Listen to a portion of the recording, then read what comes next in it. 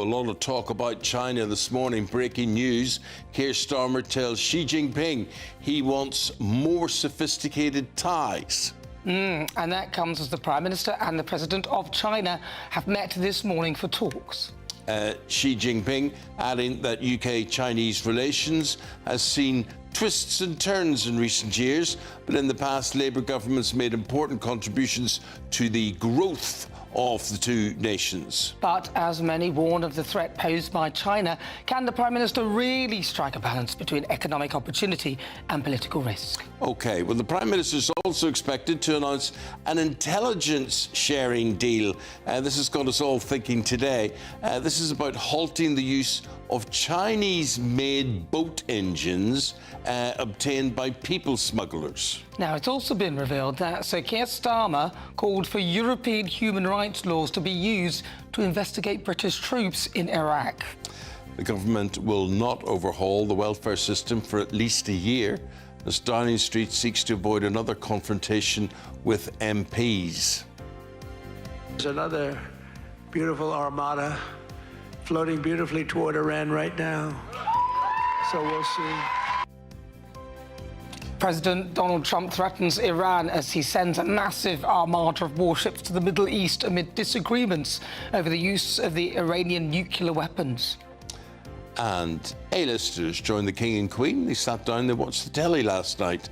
It was the premiere of his new documentary, Finding Harmony, on Amazon Prime. It's a king's vision, and it was at Windsor Castle last night. And sport this morning, well, 5 out of the 6 English teams in the Champions League have automatically qualified for the last 16, with only Newcastle now facing a playoff. 15-time winners Real Madrid are beaten by Jose Mourinho's Benfica, who got to the playoffs through a 98th-minute header from their goalkeeper. And Tyson Fury is coming back again. Another comeback fight, this time in April. Have more rain to talk about, but for most places, much of this morning will be dry. There is some mist and fog around. That'll only slowly clear, staying quite grey for many, and then more wet weather coming into the west, where we really don't need it. The ground still very, very wet after Storm Chandra. So we do have warnings in place. I'll tell you all about them in the full forecast coming shortly. So here we go. It is a Thursday morning, and your lineup today: me, Eamon Holmes, And me, Nana Acquia. This is a GB News Breakfast. Good morning.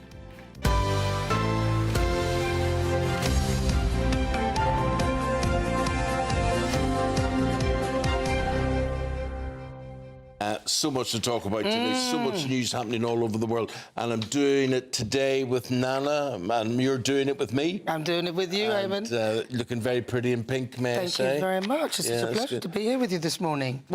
Well, tell me that at 9:30. Yeah, well, yeah. That's when we're leaving. I hope you're still... Listen to quite laughing there. Sorry. It's the love of working with you all these years, Eamon, now already. So, yeah, well, I know exactly what the form is. But what, about 8:30, do you reckon she's going to start getting about? Start running out of here. Well, the form of Jose Mourinho's got to be good today, hasn't my it? goodness me. I mean, it was his birthday, wasn't it? Well, yesterday, day before yesterday, we were talking about his birthday.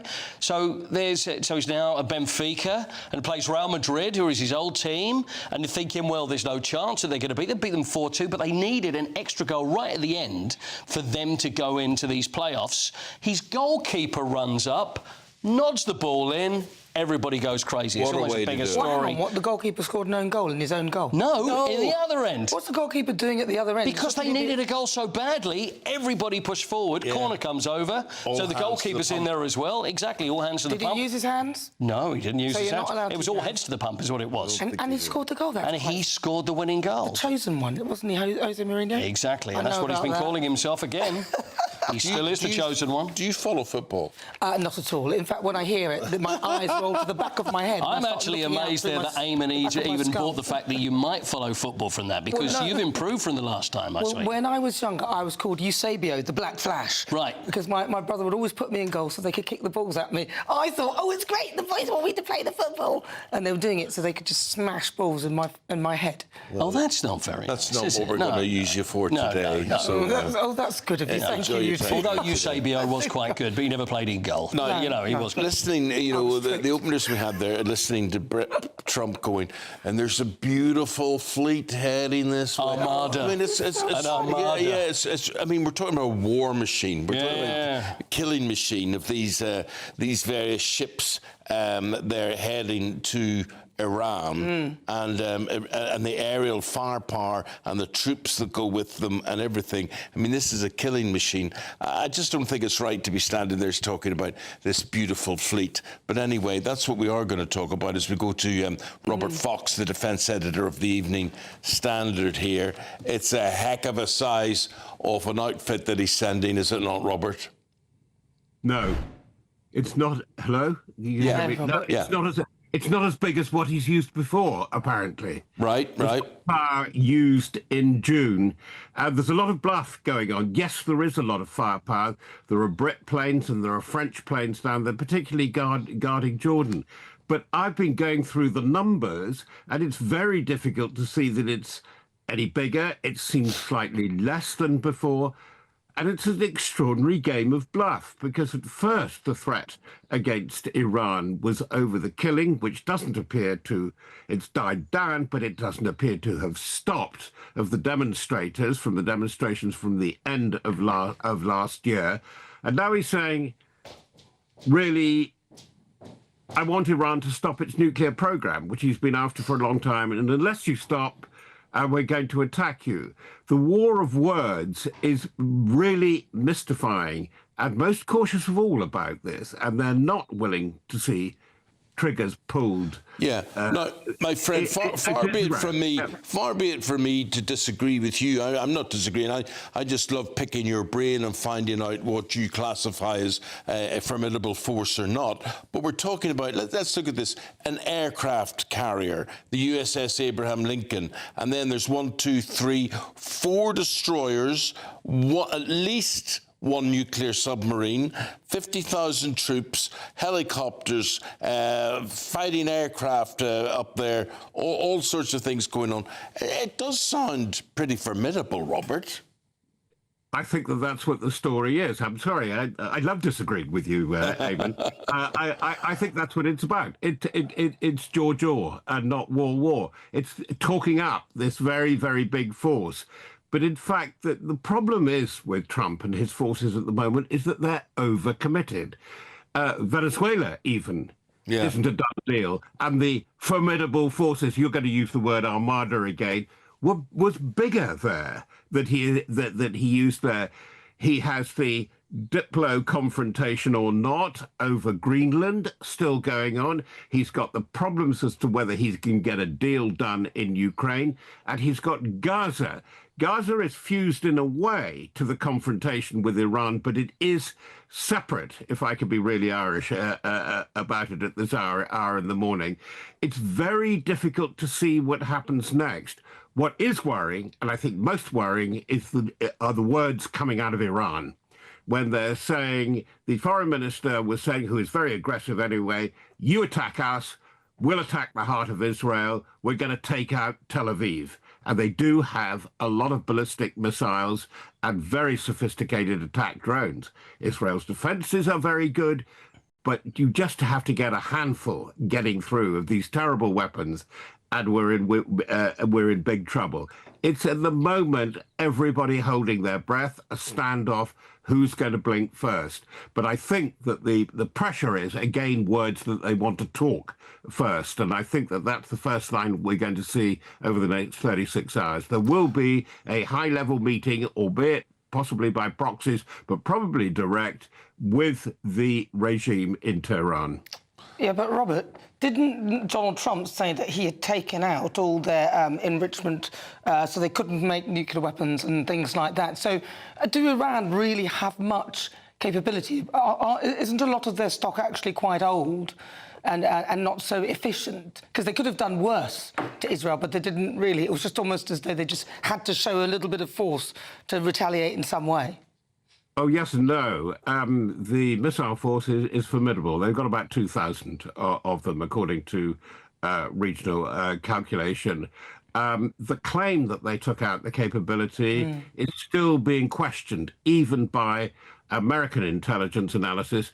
And there is a lot of semi-refined, almost up to weapons grade material, uranium, knocking around. There are too many unknowns. Yes, they've knocked out a lot. The general view is that they haven't knocked the whole thing out, and Iran still has this enormous missile force. Yeah. Well, listen, thanks for your take, your perspective and things, and thanks for putting it all into context. So much to be decided. Robert, no doubt we'll speak again before the week is out, and we'll see how all of this progresses. For the moment, thank you very much indeed. Robert Fox, he's the defence editor of the Evening Standard and always knows what's going on or what's likely to happen next. What we want to do is have a look at the weather situation. Alex Deacon's the man with the plan. Expect warm spells with the odd rude interruption. Boxed Boilers sponsors the weather on GB News.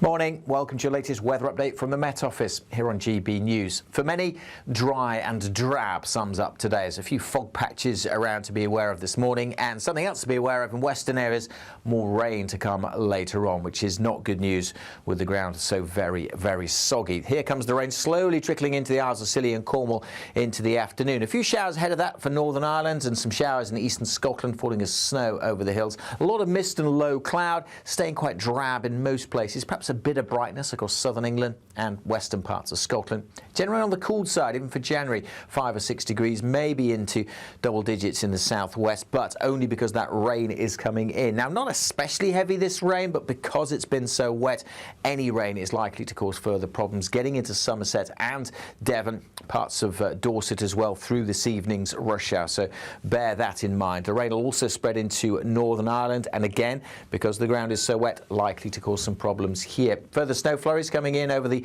hills and mountains of eastern Scotland. Further outbreaks of rain and drizzle on and off over the Northern Isles. Not particularly heavy, but a fairly brisk breeze blowing here. Now, the winds will be strengthening in the southwest. It's stronger still as we go through into Friday. The rain spreading north, well, that will turn to snow initially over the hills of Wales, but as it gets into contact with the colder air over northern England, southern Scotland, chance of some snow here even at lower levels as temperatures dip down close to freezing over northeast England and Scotland. Could be a bit slippery on Friday morning. As I say, you could wake up to a little bit of snow even at low levels across parts of northern England and Scotland during Friday. Probably not lasting all that long, but still blown along by a brisk wind. A bit drier in the southwest for a time, but here comes another spell of wet and windy weather later tomorrow, and the rain ongoing in Northern Ireland continuing to pose a threat. Temperatures still for most places below average. Those weather warnings on the Met Office website. Expect warm spells with the odd rude interruption. Boxed Boilers sponsors the weather on GB News.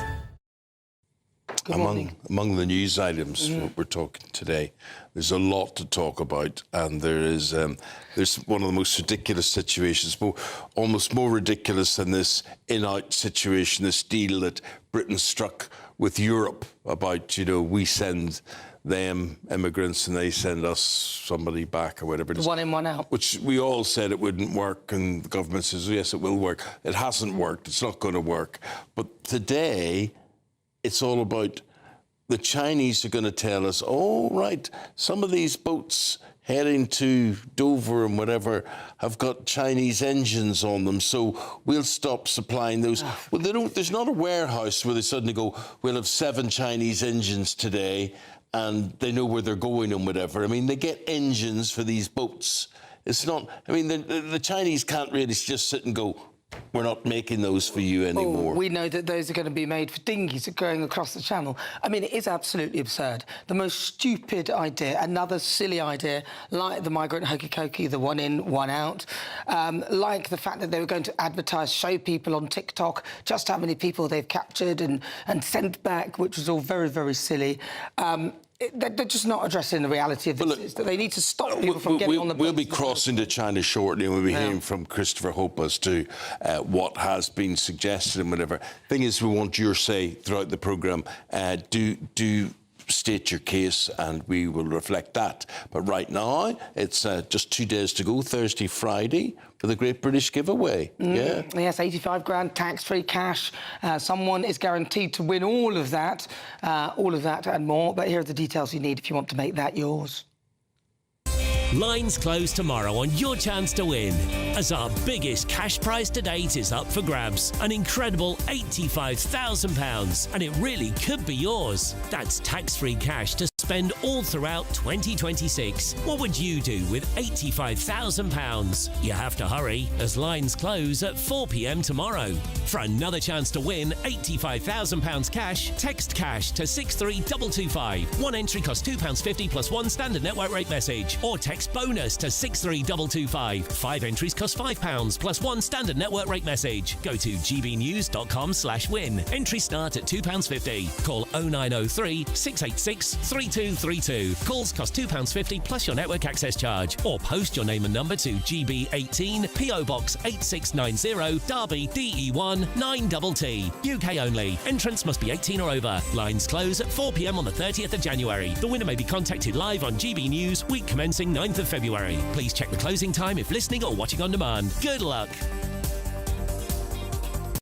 This whole Chinese visit from the Prime Minister and that British delegation, Christopher Hope, our political editor there, he is part of it all. Here's his report from Beijing. OK, so it's the second day of Prime Minister Sir Keir Starmer's visit here to China. He says it's a historic visit, the first time coming here in 8 years for a UK Prime Minister. He's just met with President Xi Jinping, the Chinese president, and it seems the language has been quite dramatic.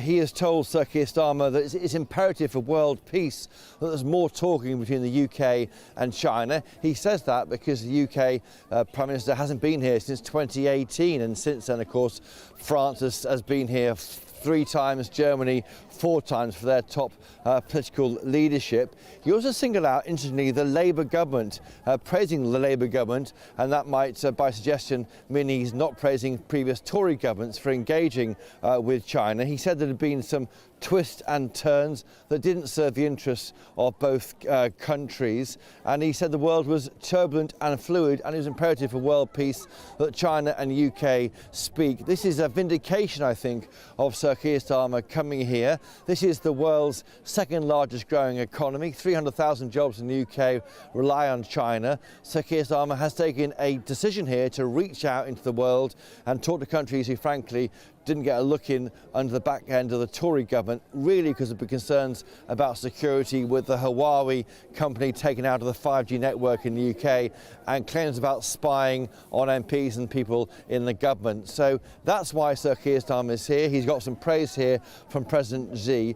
Let's see, though, if there's any actual tangible advantage from this, any money for the UK economy. Sir Keir Starmer talked about the cost of living, and that's why he's here. But will he get any benefit? Let's wait and see. Christopher Hope here from the Forbidden City in the heart of Beijing. Is that nice out there? It looks beautiful out there. But the problem with this, though, is that Keir Starmer keeps giving things away. So he'll go there, he'll give a load of stuff away, just like he did with the EU-UK pact. It was supposed to be a defence pact, but he gave away 12 years' worth of our fishing for no discernible benefit at all. We didn't really get anything back.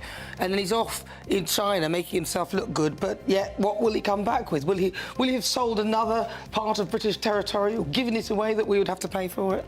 That is the question. What will he come back with? That is it. The King and Queen sat down to watch a bit of telly last night. He's got a new documentary coming on Amazon Prime, Finding Harmony, A King's Vision. And this was all these people like Judi Dench there were at Windsor Castle last night. So we'll be finding out what they saw and when we come back after this short break.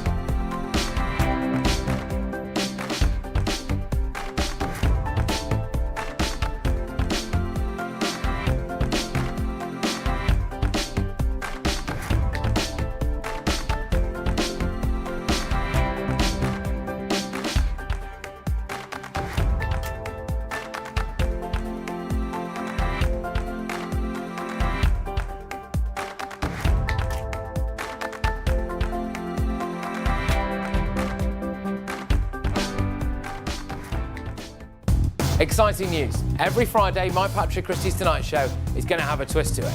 We're welcoming some special guests. You. That's right, on Fridays I'm going to be doing my show in front of a live studio audience because this show is about you and what you have to say. It's going to be the same big debates, same big topics, same big opinions, but every Friday night at 9 p.m. you are invited to come on down to Patrick Christie's Tonight to be a part of the action. Only on GB News, the People's Channel, Britain's news channel. Do you trust what you're being told? Good, because neither do I. Those are just facts. I'm Alex Armstrong, and on my show, we'll expose the spin. Well, I want to answer that, because you didn't let me last time, because you always speak over me. The broken promises. To deny that is denying the truth. And the hypocrisy. Needs to stop. You think we can allow? Politics, policy, parliament. Nothing is off limits. No sugarcoating, no fear of offence, just the truth laid bare. Tune in every Saturday and Sunday at 9 p.m. for Alex Armstrong Tonight, only on GB News, Britain's news channel. Britain deserves a newsroom that puts the facts and your voice first. Well, and that's what you get on GB News. Lively debates, lively conversation. And we're not afraid to hold power to account. And each other. So join me, Andrew Pierce. And me, Miriam Gates, for Britain's Newsroom, weekdays from 9:30 on GB News. Good morning. Now, the King says that he hopes that by the end of his reign, his vision to bring what he calls harmony to the planet and its people might be realised. Well, he's got this telly programme on Amazon, a documentary from them, and His Majesty speaks openly about his desire to leave a legacy of positive change, encouraging human beings and nature to live happily side by side. That's nice, isn't it? It's a nice idea. It's easy when you've got lots of money. But our royal correspondent, Cameron Walker, was at that premiere at Windsor Castle and he sent us this report. Well, there's a star-studded lineup here at what is thought to be the first ever film premiere inside a royal residence. And at Windsor Castle, the King and Queen were joined by some A-list guests, including Kate Winslet, but also Sir Rod Stewart and Dame Judi Dench, who told us about the King's work over the last 50 years. I think it is phenomenal what he does and what he cares about, what he makes us think and remember. And that's what we need nowadays and throughout the world, harmony. Yeah? Yeah. And he's been doing it for decades. Yes. Forever and ever, it was always seen as the prince, the sort of almost crazy prince that would hug trees. But guess what? What's wrong with that? He was right all along. Well, the glitz and glam was out for the premiere of Finding Harmony, A King's Vision. Look, really, at the King's ambition to have humans and the natural world living side by side harmoniously together. And it was made in partnership with his charity, the King's Foundation. And the boss of that charity, Christina Murrin, tells us how they hope to benefit from Amazon's global reach.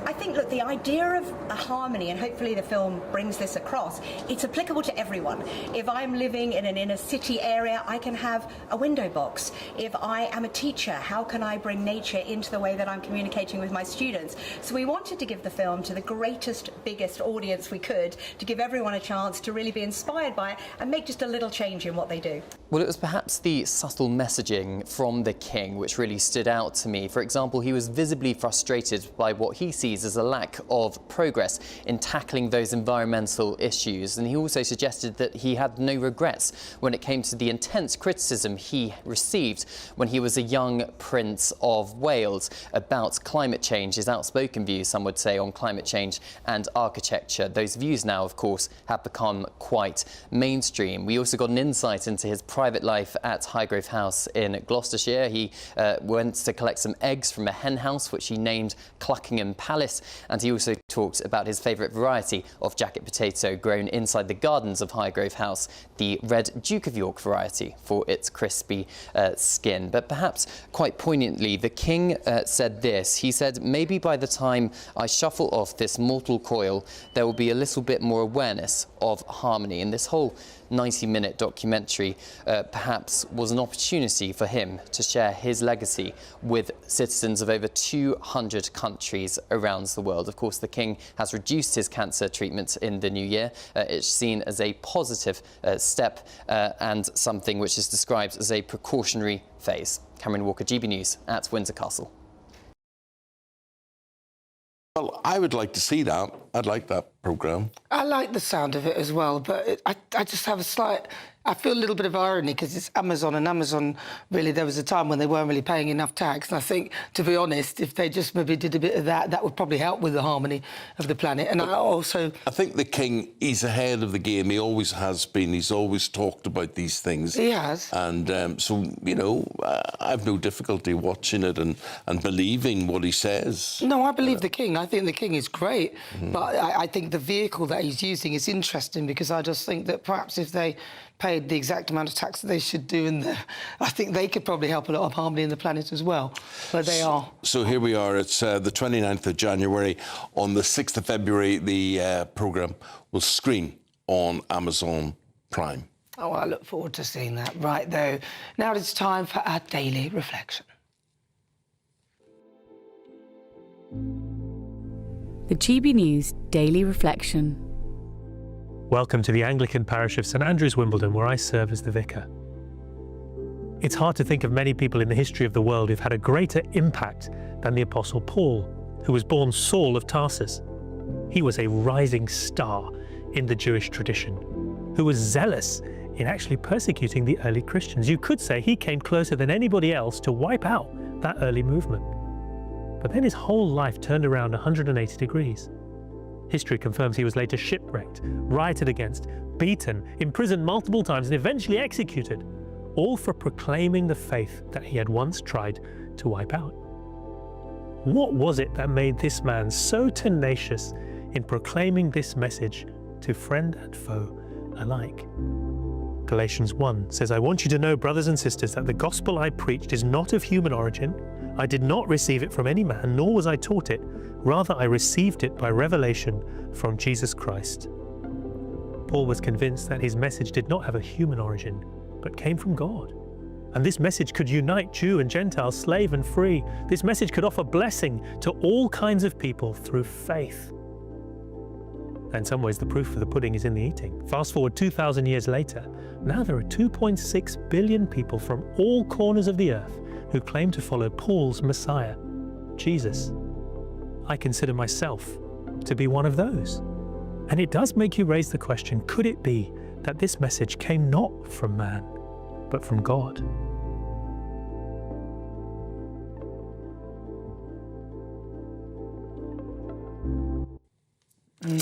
Well, that's the daily reflection. And as to what's happening with the daily haul on the roads, let's find out with the traffic news.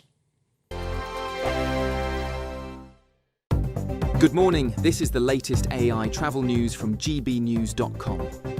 On the M8, restrictions exist between junctions 3A and 4 due to maintenance.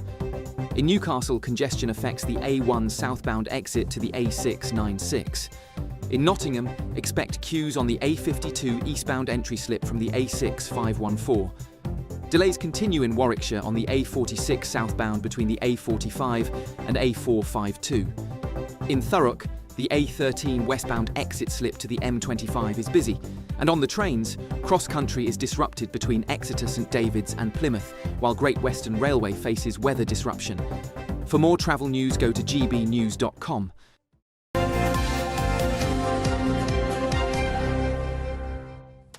Please do stay with us. We're going to take a break as the time approaches 6:30, and then we're back looking back at the Champions League action last night with Paul. Up next.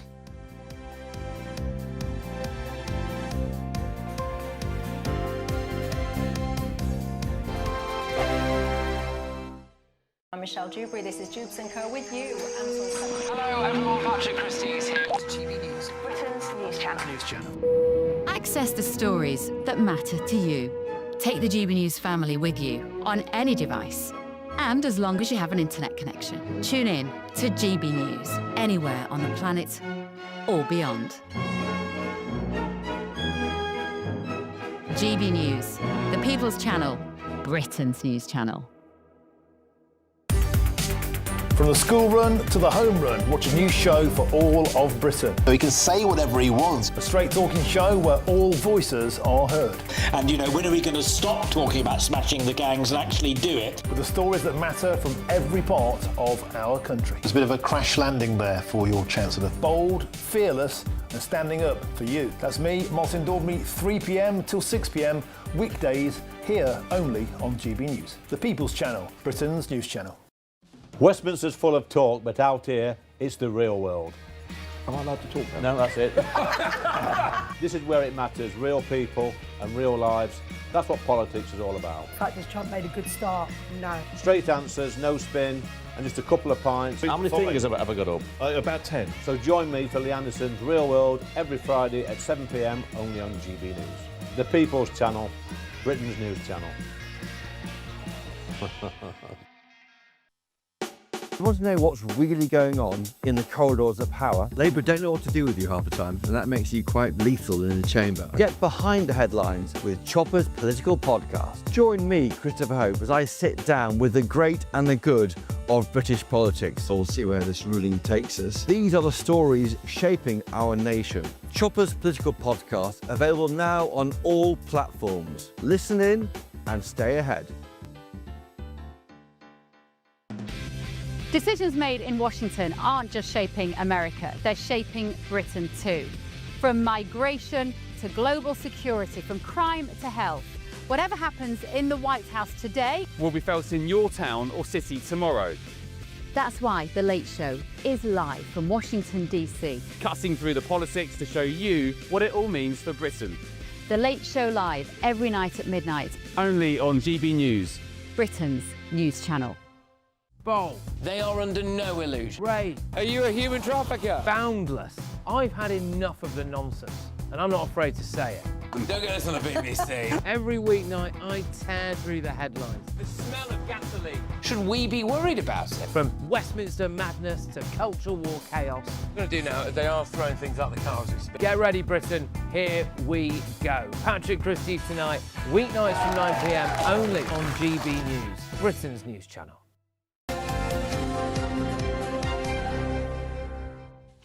Any of you who listen to our podcast, Paul and I, you'll know that Paul and I are very keen on Gerry Anderson productions like Thunderbirds. Yeah. And our favourite is Captain Scarlet. Boom, boom, boom, dun, boom, boom, boom.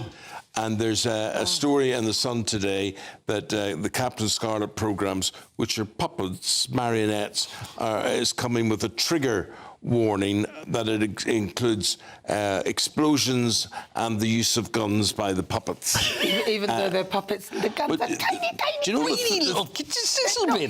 they're not even real guns, and there's not even real explosions, but they're not even real people. The thing about it is, I always find that the action and the explosions and things is really, really good when you look back at stuff that was made in the 70s. Earlier than that, yeah, 60s, yeah, really long time ago. And, you know, and people would always make jokes, wouldn't they, about the Gerry Anderson stuff and all the puppets, all this, but the effects are unbelievable. I think your age is colouring your judgment. Do you think so? When that was on, and I'd be like, oh, not that again. And it would go on for ages. It would just come on. Was it a Sunday? It was on half an hour. Oh, it felt like forever. But that's your lack of taste, which is actually overshadowing your judgment there. That's what it is. That's the problem. It made Friday evenings for me, you know, on at 5 o'clock on a Friday evening, you know. Yes. And the opening titles of Captain Scarlet were so scary. You know, we the Mr. Ons can see Earthmen. The trigger warning is do not watch this, it is shocking. Anyway, there should have been a trigger warning with the Champions League last night. Some good results, there's some really interesting stuff. But the biggest one was Real Madrid. Do you want to start with that one? Do you want to go with that one? Because I think that's you think that's the biggest one? Because I think it's the most interesting. Because English teams, out of the 6 English teams, 5 have already got through then into the next round and avoided the playoff. So that's really good. But you're talking about Newcastle in a playoff. But in fairness, Paul, they're playing the holders, PSG. That's right, in Paris. In Paris, and I think they've done really well. I think they've done well. I think they did well too. And see, and it ends up PSG. They they haven't qualified in the top 8 either. So they're going into the playoffs with Newcastle, and Newcastle nearly won it. I mean, right at the very end, they nearly actually won the game. So it was a terrific game of football, but there were so many. I mean, I will mention that one that you said just now, and that was Real Madrid, 15 times winners. Now, the way this worked, because you always get these stories, and there's a real story because Jose Mourinho, the manager of Benfica, he's gone back to Portugal. He's facing his old team, Real Madrid. Real Madrid, if they win, they'll go into the group of, they'll go into that first 8 that will qualify straight away. Benfica, they had to win by at least 2 goals to even go through to the playoffs. Yeah. So very unlikely. And anyway, 3-2 up, Benfica. Everybody's amazed. And then we go into the 97th minute. Only 5 minutes were added on. 97th minute, they desperately need a goal. And then their goalkeeper, everybody goes forward. Anatoly Rubin runs forward. There's a free kick, jumps up like a salmon, nods it in the goal. Everybody goes crazy. It was unbelievable. I mean, great story. Great story. It really was a great story. Yeah. So it just shows that people say that Mourinho's a dinosaur. Oh, no. Ain't over for him yet. Well, he used to be... Maybe he's a Tyrannosaurus Rex. Do you think so? King of the Diners. I think that's exactly more like it. I mean, it was amazing. He used to be at your club, Tottenham, of course. He did. And they did well again in Europe. See, I can't work this out. Spurs have been so bad in the Premier League, but in Europe, they've conceded less goals than anyone else. Out of the 36 teams in the Champions League, they're 4th and have been really, really good. I don't know whether it's the football suits them, but they won 2-0 at Frankfurt last night, so they were very good, and then play Man City at the weekend. So it's really bizarre. But hasn't European football sort of gone down a bit because they can't afford the players? Well, this is probably the reason, and Anna, I've got to say, that was a good question. There you go. You are really all over football now, aren't you? She's all over it. So the thing is, with the Premier League, it seems to be so far above now, and like the Bundesliga in Germany, really is nowhere near that. So maybe that's the reason that our teams are doing so well. So they're doing the draw, Eamon, on Friday, not only for the playoffs, but for everybody else as well. And this is where English teams can play each other now. So there's no, you know, where they usually say, at this point, you can't play another team from your own country. So everything goes in, and then that's going to be done on Friday. But Arsenal finished top. They were brilliant. Man City beat Galatasaray 2-0. Liverpool scored 6 against Qarabag, so they end up 3rd. So it's been a very good night for English teams in the Champions League. OK, Paul, we're going to leave it there. We're going to head to China very shortly. We're standing by for that. And don't forget, we've got the newspapers coming your way as well after this short break. So, pretty packed programme this morning. We hope we have your company. Ready to soak up that holiday sunshine? Won't we need some cover? No worries. All sorted. All Clear Travel Insurance sponsors GB News Travel Destinations Forecast. Sunny spells on Friday for Ibiza and Mallorca. A few showers in southern parts of Italy. For northern Spain and northern Portugal, more wet and windy weather swinging in here, also bringing some heavy downpours through into western parts of France. The south of France, Catalonia, seeing sunny spells on Friday, but it will turn wetter here. Showers in southern Italy and a mixture of sunny spells and showers for the Greek islands as well. That wet weather working its way across northern Spain into Barcelona for Sunday. All Clear Travel Insurance sponsors GB News Travel Destinations Forecast. At GB News, we love to hear from you, our loyal community. So drop us a line at gbnews.com/yoursay. There you can talk to each other and also to the presenters live on air. gbnews.com/yoursay, because GB News is your channel, Britain's news channel. Martin Daubney, weekdays from 3 p.m. It's incredibly difficult, and this sort of passive digital consumption that young children are now consuming, it is changing childhood. Tech companies are rewiring childhood and changing human development on an almost unimaginable scale, and it's terrifying.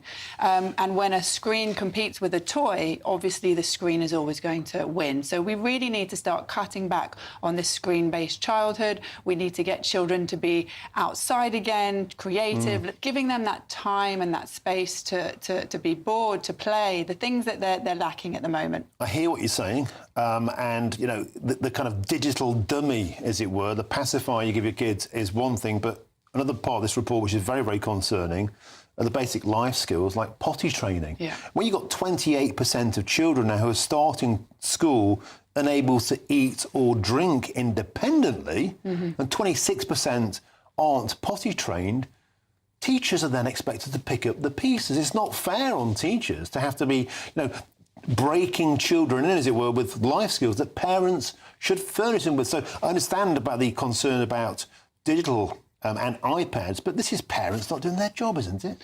Well, I think there's a lot of pressure on schools, and I agree with that point about the teachers, and it's not fair on the teachers and the schools to pick this up. We need to educate parents, and we need to highlight and raise awareness about the dangers of what excessive screen time in these early years are doing. The guidance coming out from the government about screen time for under 5s is very welcomed. And I think that, if we want to tackle screen time in these teenagers and later years, we do need to really look at what's happening in these younger years. GB News, the People's Channel. Join me, Nana Akweer, for an informative, interactive news programme with a difference. It's fun. No, he didn't say that, though. I'm so surprised. I think there's an element of truth to that. Join me from 3 p.m. every weekend, only on GB News, Britain's news channel. In the GB Newsroom, we bring you the news as it happens. With our team of dedicated journalists across the UK, we're ready to keep you up to date with what's happening every half an hour, every single day. Bulletins here on GB News, the People's Channel, Britain's news channel.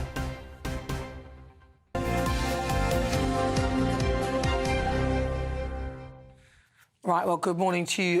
This is GB News. But first, we need to go to China, where our political editor, Christopher Hope, he's in Beijing for us. Christopher, talk to us. That's right. Morning, both. I'm in here from the Forbidden City in the heart of Beijing, where the Prime Minister has just met with Xi Jinping, the Chinese president. What's fascinating, I think, is to see the language coming out from this meeting. Of course, lots of criticism from the Conservatives on even coming to this trip, the first time in 8 years since the UK Prime Minister has been to Beijing. But Xi Jinping has said it's imperative for world peace, and he wants to be more talks between both the UK and US. It's a sign. President Xi took this visit as a sign of auspiciousness. In the past, he said Labour governments have made important contributions to the growth of China-UK relations, almost singling out the Tories as being critical. But of course, this Labour government is doing its best to get close now to Beijing, and why not? China, of course, is the world's second largest economy. 300,000 jobs in the UK rely on Chinese investment, and that's why it's so important. But Xi said here the China-UK relations went through some twists and turns, they said, and that didn't serve the interests of our countries. But clearly they believe that, according to Xi, world peace relies on the UK and China talking more. Thank you very much, Christopher Hope. Well, we'll catch up with you later. Obviously, he's there in China. Well, meanwhile, we're going to get an update on what's happening news-wise in the papers. AJ Pritchard and Susan Holder, lovely to see you both today. Morning. And we've got a story that really has got you going today. It's just wound me up, because literally there's always something else going on with Keir Starmer, and this time he's called for European human rights laws to be used to investigate British troops in Iraq. That was in a book where he had a chapter in it, and it's just an absolute shocker that he should be even involved with anything like that. So who wants to go first? Susan Holder. Yes. Treason's still an offence in this country, isn't it? And the definition of treason is betraying one's country. And I do kind of think there's an argument here for saying that Keir Starmer why do people think that people sign up for the military when this kind of thing goes on? You're under orders. Signing up for the military isn't a job, it's a calling, and it's a way of life. And obviously, everyone needs to be held to account. We're not saying that isn't the case. But to try and make decisions by committee about things that were made on a battlefield by people who really seriously do not seem to have any kind of clue of what goes on in those situations, it is quite alarming. And Starmer has put himself now in this position by historically giving up his time for free when he was a lawyer to advocate his side would say he wasn't advocating, he was working on points of law, but he has been giving this opinion quite a lot and advocating for the European Court of Human Rights to get involved in historical situations with the military. And it has led to quite a lot of people being accused of things, hauled out of their homes, investigated, interrogated, and then found that they were only acting under orders and didn't do anything wrong. It is quite... you can't quite believe, really, that this person is Prime Minister. Well, the thing is, the book that he had this chapter in was by a lawyer called Phil Shiner, who admitted 3 counts of fraud to secure £200,000 worth to try to fund a judicial review into fake war crimes. He's been completely discredited. And Keir Starmer was associated with this person. I think it's just upsetting, like, hearing what you've just said then, that blows my brain to start off with. But also, as you said, it's a lifestyle. You choose to go to war to protect your family, your country, and to think you're going and your country's not actually protecting you when you're out there. I think that's the really upsetting thing. And think about the people that come home, let alone the people that don't, unfortunately, come home. Like, how do their families feel about this decision? Mm. And when you go to America, and all you hear when you go... If you try and board a plane in America, they always let the service people go first, and they will announce over the channel... sense of pride thank you for your service. They get discounts on things. We don't have anything like that here. We're kind of more reticent about that kind of thing anyway. But that's what... that's going in one way. But to go in the other way, to kind of put these people through court-martials on things that were made in the heat of a battle... Shouting a warning is fine if you're a police officer in a city centre. You can't do that when you're under fire because you give your position away. I'm not a military person, but even I understand that. And if you're telling people by committee, well, you should have done this and you should have done that, years later, when there's no gunfire over your head, I do think you have to question where your head is, really. Like it or like it not, the question has to be what happens when there is no gunfire. Yeah. And you discharge your weapon and things, and you could be arguing that the army are there to defend, not to attack necessarily.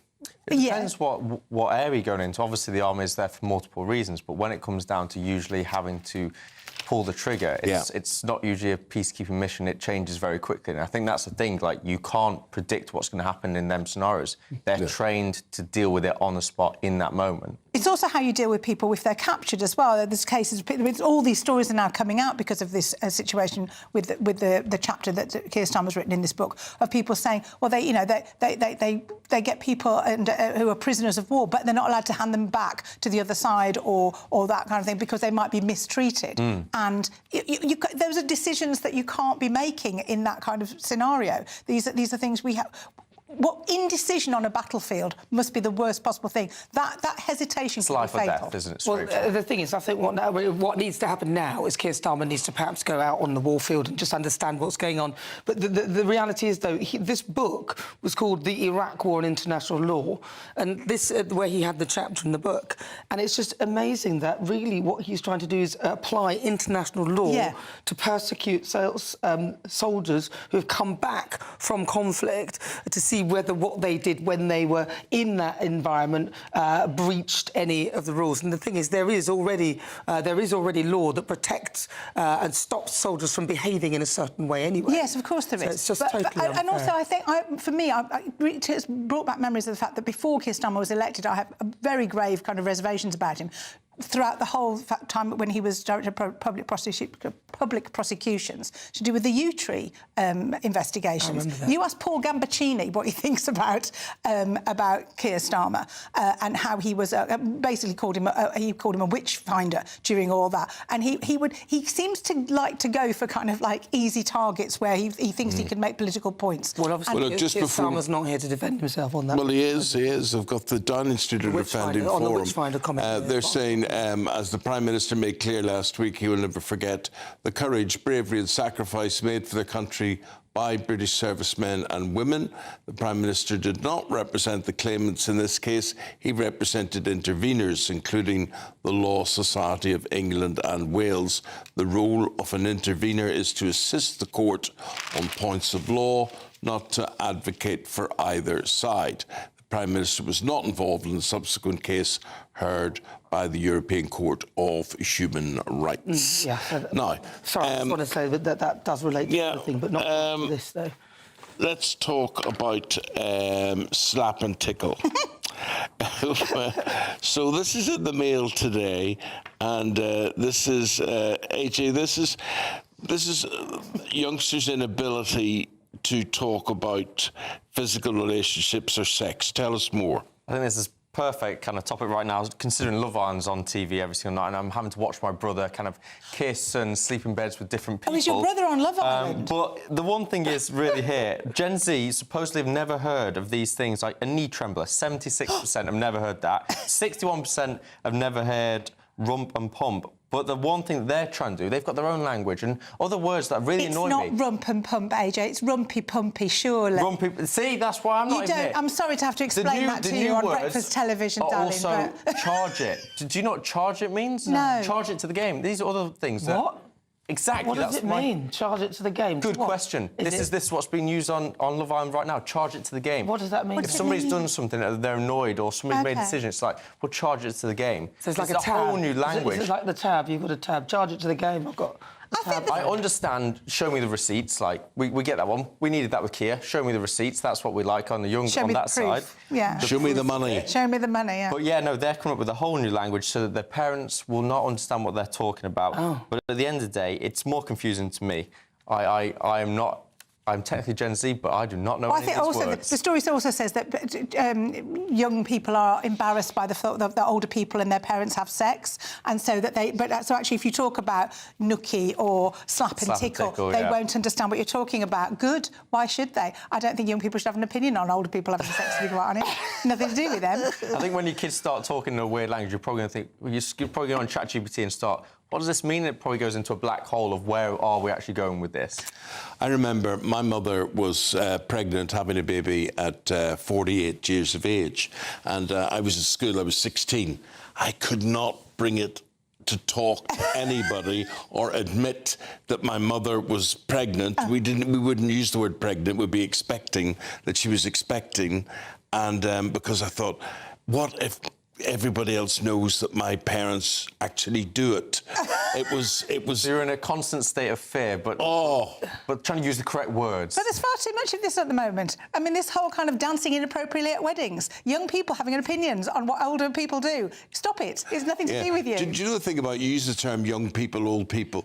When you're young, you will become one of the old people very, very soon. Well, yeah. So you will. Yeah, I mean, it comes to you all. Yeah. So kind of, crack on with all the criticism, but actually, you'll get there. So I just think it's quite funny. When you're talking about young people, I just want to get your thoughts, AJ, on the Brooklyn Beckham scenario. Because he said, my mum danced on me and all this, and we hear that actually From what I hear, it sounds like Mark Antony obviously did his speech and was like, the most beautiful woman, come up, and then Victoria, and it says, Victoria, surely Victoria should have grabbed the mic and be like, no, it's not me, and handed it back to. But that's putting the blame on Victoria again for something that wasn't her fault. But I'm saying, in that scenario, if that was my mum, she'd be putting it back to my beautiful fiancée, Zara. Oh, I wouldn't. I wouldn't. And it's day 3 of a wedding, so let's wonder how the build-up of the day 3's got to that point. And the music's going, and do you know what they've all forgotten? Family. They've all forgotten she's a Spice Girl. Do you know what I mean? She's a Spice Girl. Brooklyn might be. Oh yeah, and I don't believe he thought it. I think a lot of people were in his ear telling him that his mum was inappropriate. But if you're a family, you get up, you dance. Each family has their own quirks and things. Their family, singing, dancing, I can imagine their parties are great parties. My husband was incredibly inappropriate at our son's wedding a year or so ago, and my son roared with laughter, and so did his bride. And because we've all got a sense of humour about exactly, and that's brilliant. If you know people, you know people. Just taking himself too seriously. On that note, we'll say goodbye to you. We'll see you again 40 minutes, AJ and Susan. Thank you both very, very much indeed. Right, let's have a look at the weather, and then we'll be back with more news top of the hour right after this. Good morning, Alex Deacon.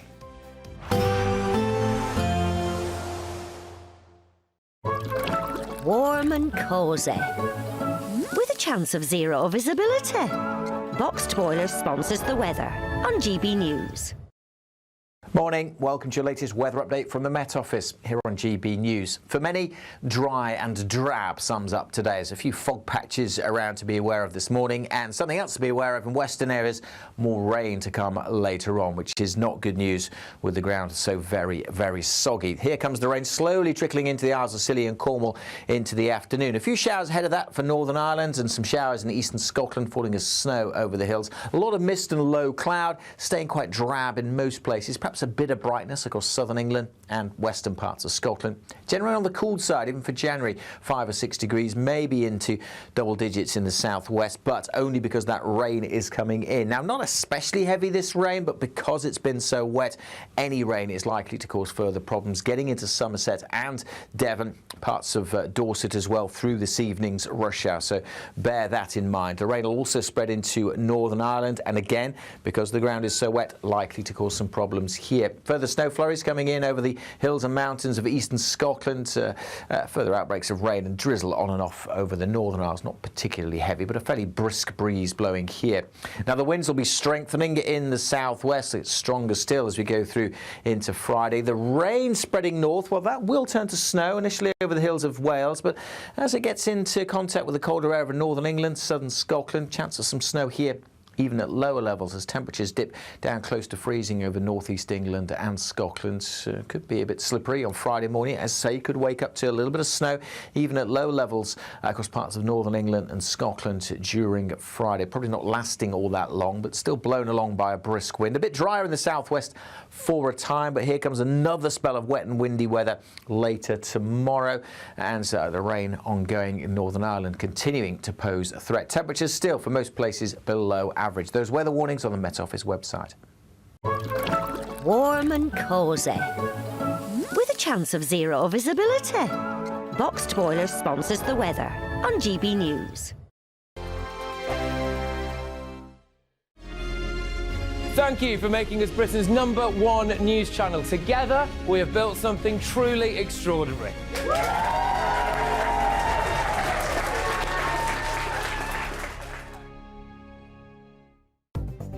Good morning. This is the latest AI travel news from gbnews.com. On the M8, planned maintenance restricts both ways between junction 3A and 4. In Warwickshire, the A46 southbound is congested between the A45 Coventry West and the junction with the A452, with 30-minute delays easing from 7. In Cambridgeshire, a broken-down vehicle is closing lanes on the A14 eastbound entry slip at junction 33, expected to clear after 7:30. And on the trains, cross-country is disrupted between Exeter, St David's and Plymouth, while Great Western Railway reports poor weather network-wide. For more travel news, go to gbnews.com.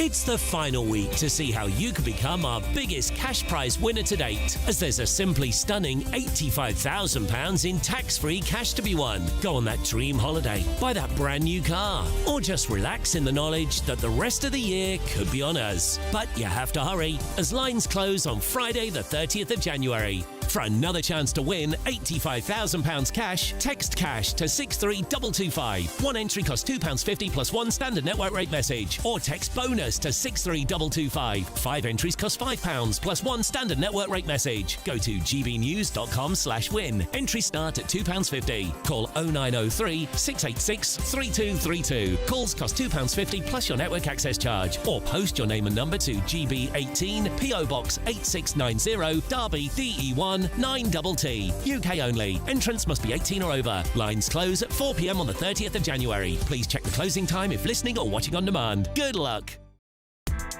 Join me, Nana Akweer, for an informative, interactive news programme with a difference. It's fun. No, he didn't say that, Dave. I'm so surprised. I think there's an element of truth to that. Join me from 3 p.m. every weekend, only on GB News, Britain's news channel. No matter the state it's in, this is our nation. Join me, Jacob Rees-Mogg, for a genuine, honest discussion on where we have been, where we are going, and where we are with the people who set the direction. Tune in to State of the Nation every Monday to Thursday, 8 to 9 o'clock. Only on GB News. Britain deserves a newsroom that puts the facts and your voice first. Well, and that's what you get on GB News. Lively debates, lively conversation. And we're not afraid to hold power to account. And each other. So join me, Andrew Pearce. And me, Miriam Gates, for Britain's Newsroom, weekdays from 9:30 on GB News.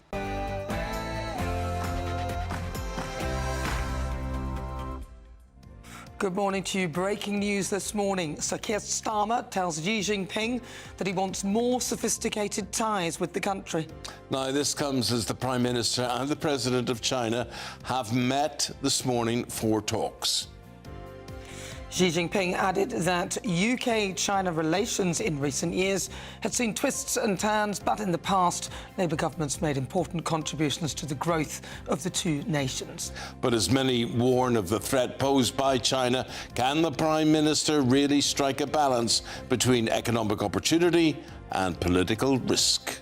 The Prime Minister is also expected to announce an intelligence sharing deal with to halt the use of Chinese-made engines in small boats which have been obtained by people smugglers. It's been revealed that Keir Starmer called for European human rights laws to be used to investigate British troops in Iraq. And the government will not overhaul welfare systems for at least a few years as Downing Street seeks to avoid another confrontation with Labour MPs. There's another beautiful armada floating beautifully toward Iran right now. So we'll see. Well, that's President Trump. We don't know if he's praising the armada or using it in threatening terms there against Iran.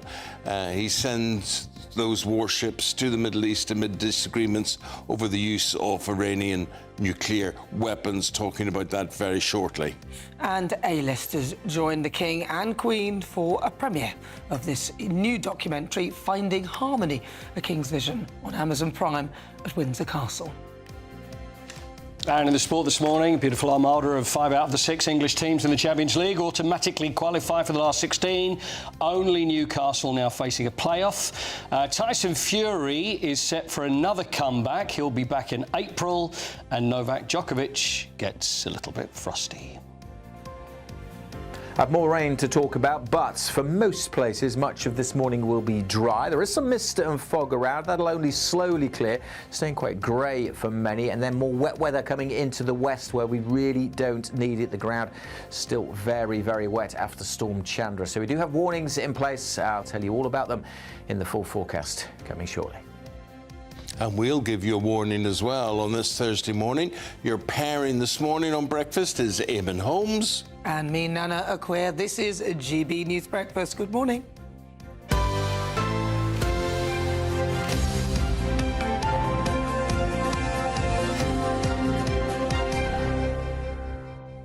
To have you here, Nana. Lovely. So far, so good. We're 1 hour down. 2.5 to go. Yes, yes. But interestingly, Donald Trump and this armada sort of reminds me of that sort of character. What's that movie where he's got his finger there and he's sort of doing that thing? He's saying there's an armada coming your way. I think the Americans need to be really, really careful. That was Dr. Evil you were doing there, wasn't it? Was that Dr. Evil? That was Dr. Evil. I recognise from the finger as Dr. Evil. You knew it was Dr. Evil. Yeah, it feels a bit comical. Do you know what I mean? The way it's almost as though it is though he's in a movie, but yet this is a real thing. And I love Donald Trump. I think he's great, but I think he needs to be careful. Do you not think he's mad? Well, everyone's mad.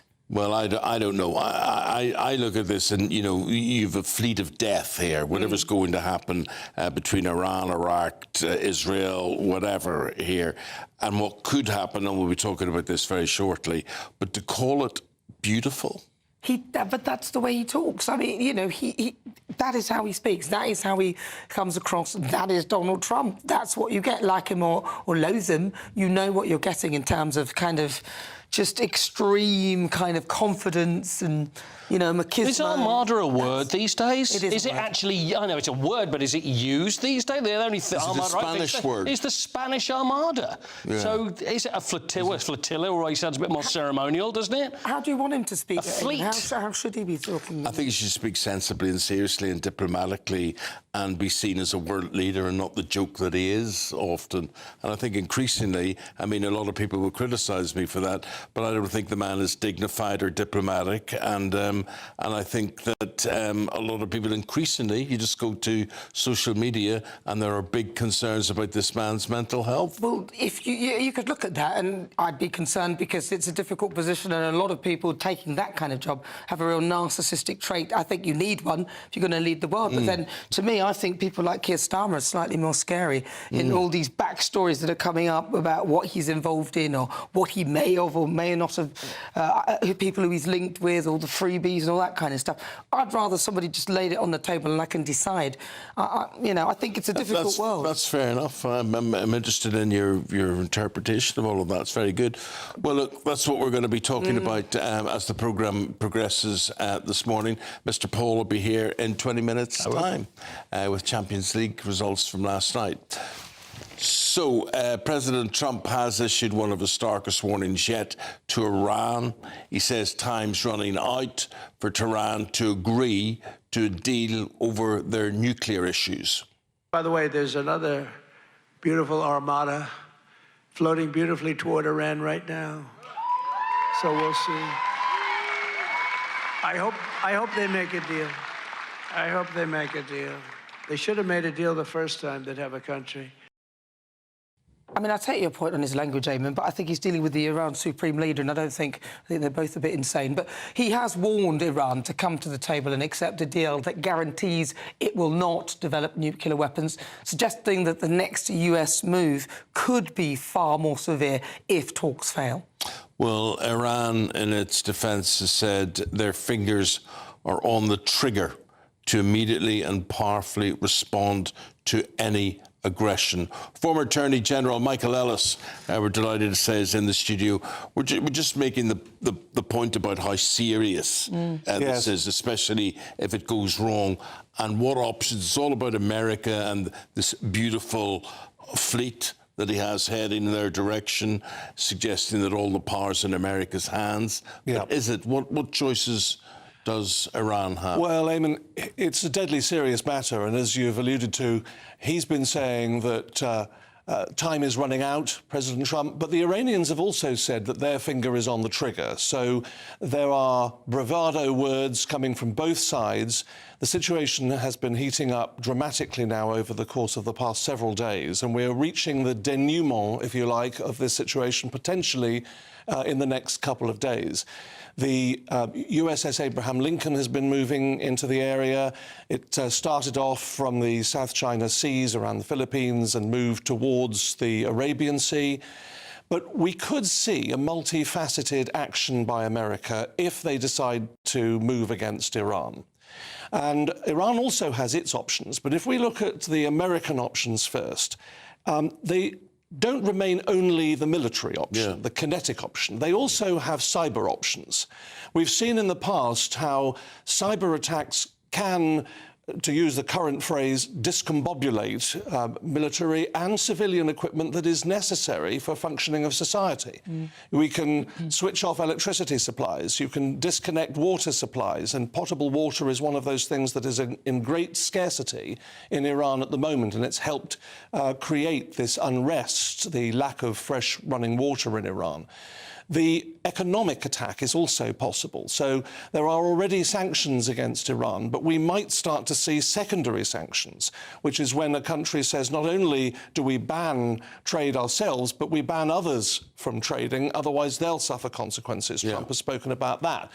There are also other options, which include, of course, the option of an informational style attack. Now, this is where we don't get any information coming really from the street level in Iran because communications have been cut, the internet has been severed, and so on. If the Americans choose to, they may be able to aid ordinary protesters, perhaps by the use of satellite phones dropped in or things of that sort, to get the message across to the West of how they're being treated, how they're being terrorized, how they're being tortured, and how their people are being killed in the thousands, potentially in the tens of thousands. So these are three options that might go hand in hand with a military kinetic strike, and there are huge resources now descending in the region. question. But let's not forget, though, the reason why Donald Trump is going into Iran. Now, he would say that the way the Iranians are treating their own people, murdering people on the streets, he said help is on its way. So I guess this is the help that's on its way. So for all the criticisms that people make of him in the language that he's using, he is kind of on a mission to, he says, to stop the killing. That's right, Nana. And some sources have been talking about up to 40,000 protesters who have been killed in Iran in this latest period of unrest. And over the past 47 years, that, despite there having been several protests and unrests over the years that have killed thousands of people, this may be the worst, the most savage, barbaric attack on its own people, killing tens of thousands of people and torturing to death and so on. Yeah. And so rescuing the people of Iran from their own theocratic leaders is one of the priorities. But Iran also has some options. One of the things that it can do, it has multiple short-range missiles on its coast that can strike naval assets in the Persian Gulf and in the Arabian Sea. Iran could choose to close the Straits of Hormuz, very narrow isthmus. How susceptible is Israel in all of this? Israel definitely, I think, will come under attack if Iran is attacked, because they see Israel as little Satan, as they sometimes call it. Their top priority, frankly, over the last... That's part of the problem. Iran's top priority, or at least its leaders' top priority over the last 47 years, has not been its own people, but actually how they can attack Israel and how they can harm Israel. So Israel, I think, is likely to come under attack too. Well, I think the other option they could do is perhaps stop killing their own people, and then maybe it'll end. Michael, fascinating listening to you. Thank you very much indeed. Michael Ellis there. Appreciate it. Thank you. Right, thank you very much, Michael. Now to our top story, and breaking overnight, the Prime Minister, Sir Keir Starmer, has told China's President Xi Jinping that Britain wants a more sophisticated relationship with the country. Xi Jinping echoed the sentiment. He said that China is ready to develop a long-term and a consistent strategic partnership with Britain. His visit to China, the first by a British Prime Minister since 2018, comes amid tensions between Britain and the USA over Donald Trump's recent remarks, including threats to take control of Greenland. Now, the Prime Minister is reportedly set to strike a new border security pact in a fresh bid to tackle Britain's small boat crisis. Well, the GB News' political editor, Christopher Hope, brought us this report. OK, so it's the second day of Prime Minister Sir Keir Starmer's visit here to China. He says it's a historic visit, the first time coming here in 8 years for a UK Prime Minister. He's just met with President Xi Jinping, the Chinese president, and it seems the language has been quite dramatic. He has told Sir Keir Starmer that it's imperative for world peace that there's more talking between the UK and China. He says that because the UK Prime Minister hasn't been here since 2018, and since then, of course, France has been here 3 times, Germany 4 times for their top political leadership. He also singled out, interestingly, the Labour government, praising the Labour government, and that might, by suggestion, mean he's not praising previous Tory governments for engaging with China. He said there had been some twists and turns that didn't serve the interests of both countries, and he said the world was turbulent and fluid, and it was imperative for world peace that China and UK speak. This is a vindication, I think, of Sir Keir Starmer coming here. This is the world's second largest growing economy. 300,000 jobs in the UK rely on China. Sir Keir Starmer has taken a decision here to reach out into the world and talk to countries who, frankly, didn't get a look in under the back end of the Tory government, really because of the concerns about security with the Huawei company taken out of the 5G network in the UK, and claims about spying on MPs and people in the government. So that's why Sir Keir Starmer is here. He's got some praise here from President Xi. Let's see, though, if there's any actual tangible advantage from this, any money for the UK economy. Sir Keir Starmer talked about the cost of living, and that's why he's here. But will he get any benefit? Let's wait and see. Christopher Hope here from the Forbidden City in the heart of Beijing. Well, it'll be interesting to find out more. We'll be catching up with Christopher Hope throughout the programme. He is in Beijing as we speak. Well, your thoughts are very welcome. Please do have your say. Get in touch and we will try and reflect that if you scan the code on screen and Do we have a little your say thing where we can remind people how to do it? Well, gbnews.com/your say. There you are, perfect. Boom. There it is there. Good to hear from you this morning. 14 minutes past 7 o'clock on this Thursday morning. Alex Deacon with your weather picture.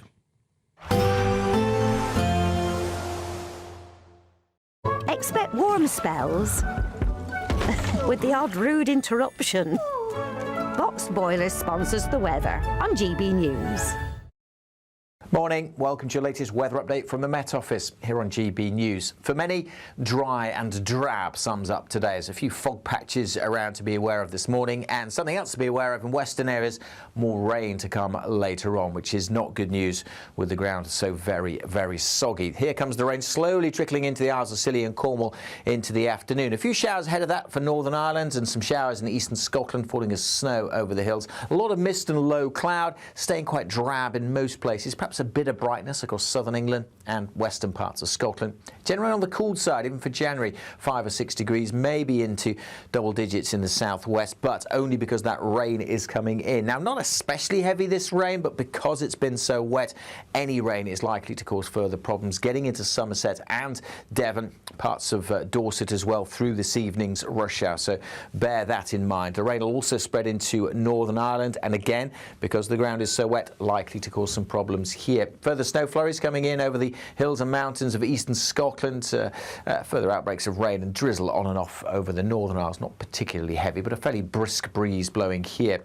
Now, the winds will be strengthening in the southwest. It's stronger still as we go through into Friday. The rain spreading north, well, that will turn to snow initially over the hills of Wales, but as it gets into contact with the colder air over northern England, southern Scotland, chance of some snow here even at lower levels as temperatures dip down close to freezing over northeast England and Scotland. Could be a bit slippery on Friday morning. As I say, you could wake up to a little bit of snow even at low levels across parts of northern England and Scotland during Friday. Probably not lasting all that long, but still blown along by a brisk wind. A bit drier in the southwest for a time, but here comes another spell of wet and windy weather later tomorrow, and the rain ongoing in Northern Ireland continuing to pose a threat. Temperatures still for most places below average. Those weather warnings on the Met Office website.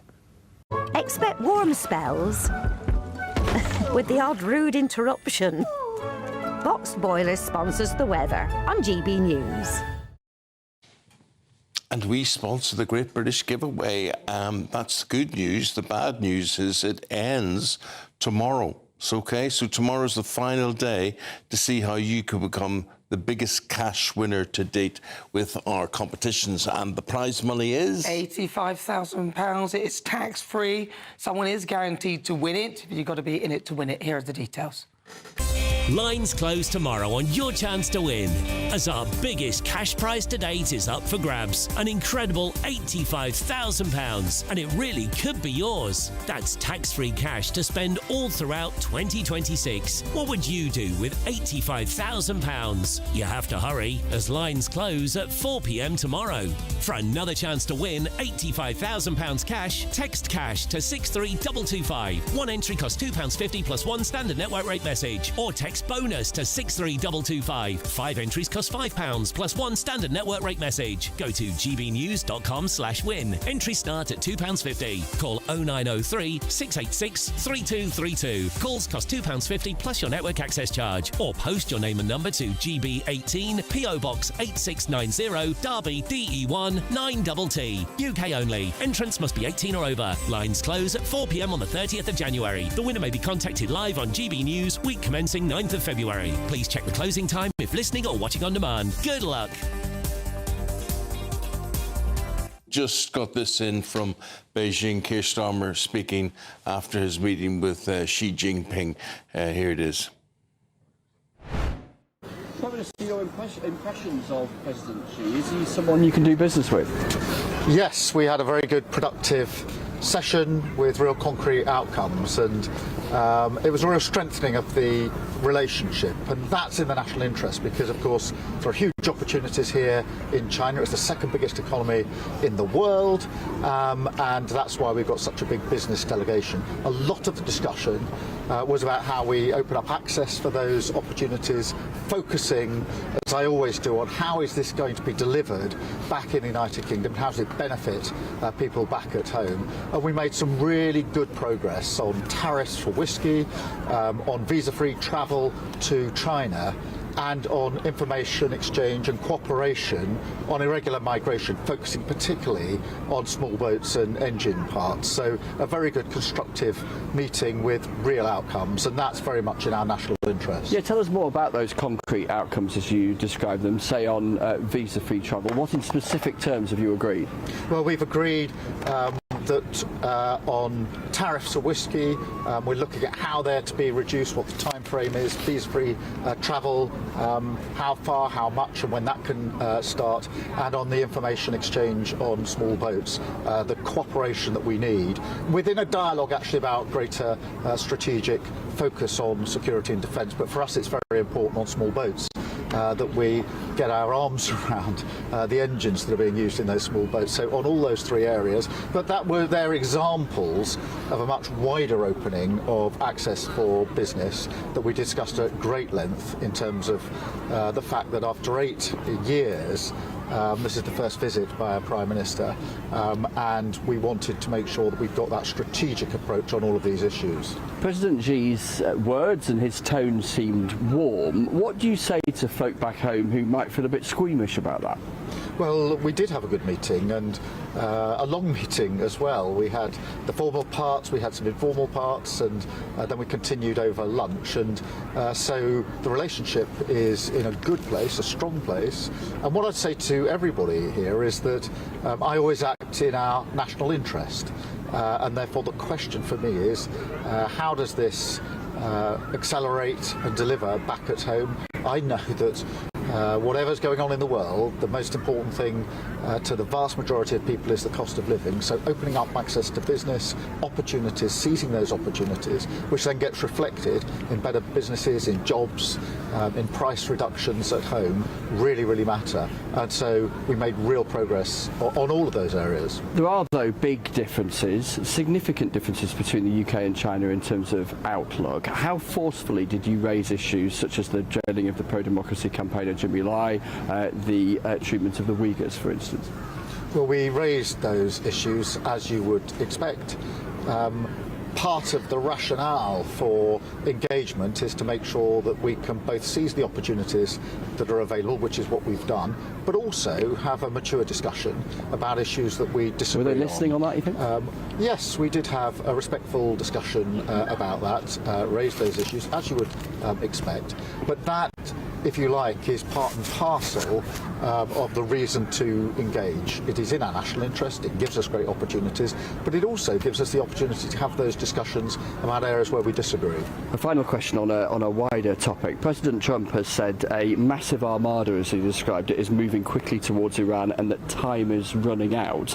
Is time running out? Do you think President Trump is acting in the appropriate way here? Well, the big issue, the big challenge here is to ensure that Iran doesn't get a nuclear programme, and we're all absolutely agreed on that, and we're working with allies to that end, and that is the central focus of what I'm doing with our allies. And President Trump's actions the right ones? Well, we all agree that ensuring that Iran doesn't get that nuclear programme is the number one priority, and that's what we're working on. Prime Minister, thank you. Thank you.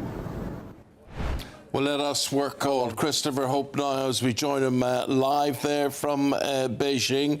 The Prime Minister seems quite upbeat. Relationships seem quite cordial in the whole issue. But I don't know about you, Christopher, but just general mood. I mean, he kept talking about engine parts for small boats and whiskey and whatever. But, you know, I'm not sure. What did you take away as the big achievement in all of this?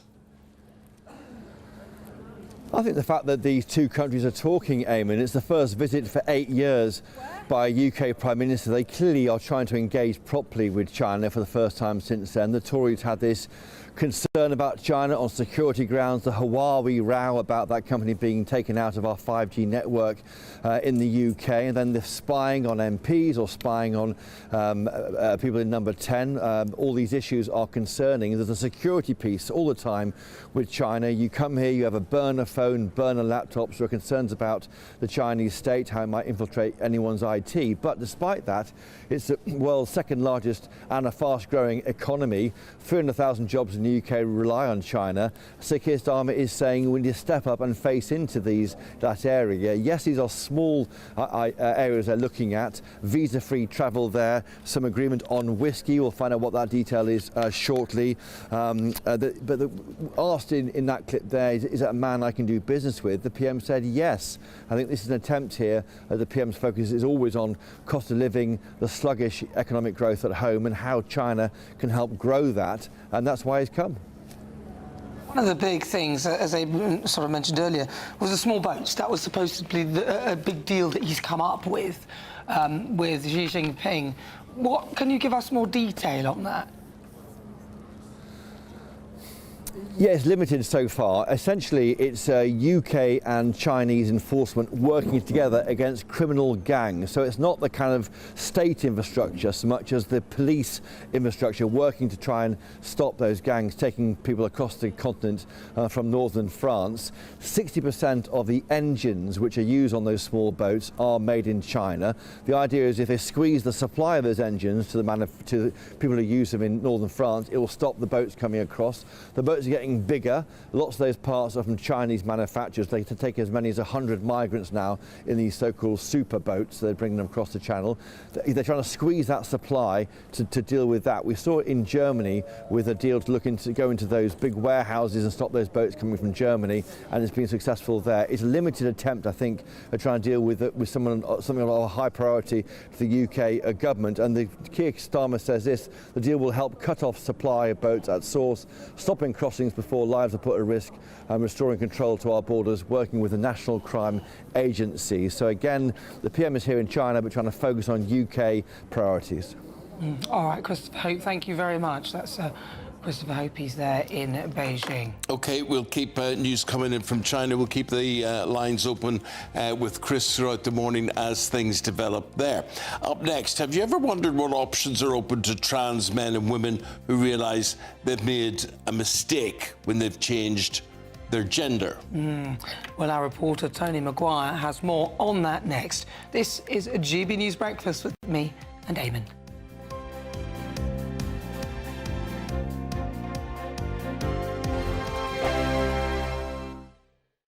Exciting news. Every Friday, my Patrick Christie's Tonight Show is going to have a twist to it. We're welcoming some special guests. You. That's right, on Fridays I'm going to be doing my show in front of a live studio audience, because this show is about you and what you have to say. It's going to be the same big debates, same big topics, same big opinions. But every Friday night at 9 p.m, you are invited to come on down to Patrick Christie's Tonight to be a part of the action. Only on GB News, the People's Channel, Britain's news channel. Hi, I'm Michelle Dewberry, and my show is your opportunity to cut through all the noise and dive in headfirst to some robust debates. Ideas clash. Situation, isn't it? Because the failure is... You're deliberately avoiding my point. Nothing's held back. And if you think this is the end of it, wait for more. And we do not shy away from the difficult stuff. Sometimes I want to shake people and say, if only you understood. So join me on Jubes & Co. weeknights at 6 p.m, only on GB News, Britain's news channel. You want to know what's really going on in the corridors of power? Labour don't know what to do with you half the time, and that makes you quite lethal in the chamber. Get behind the headlines with Chopper's Political Podcast. Join me, Christopher Hope, as I sit down with the great and the good of British politics. We'll see where this ruling takes us. These are the stories shaping our nation. Chopper's Political Podcast, available now on all platforms. Listen in and stay ahead. From the school run to the home run, watch a new show for all of Britain. He can say whatever he wants. A straight talking show where all voices are heard. And, you know, when are we going to stop talking about smashing the gangs and actually do it? With the stories that matter from every part of our country. There's a bit of a crash landing there for your Chancellor. Bold, fearless and standing up for you. That's me, Martin Daubney, 3 p.m. till 6 p.m, weekdays here only on GB News, the People's Channel, Britain's news channel. Do you trust what you're being told? Good, because neither do I. Those are just facts. I'm Alex Armstrong, and on my show, we'll expose the spin. Well, I want to answer that because you didn't let me last time, because you always speak over me. The broken promises. To deny that is denying the truth. And the hypocrisy. We can allow. Stop. You think we can allow? Politics, policy, parliament. Nothing is off limits. No sugarcoating, no fear of offence, just the truth laid bare. Tune in every Saturday and Sunday at 9 p.m. for Alex Armstrong Tonight, only on GB News, Britain's news channel. Britain deserves a newsroom that puts the facts and your voice first. Well, and that's what you get on GB News. Lively debates, lively conversation. And we're not afraid to hold power to account. And each other. So join me, Andrew Pearce. And me, Miriam Gates, for Britain's Newsroom, weekdays from 9:30 on GB News.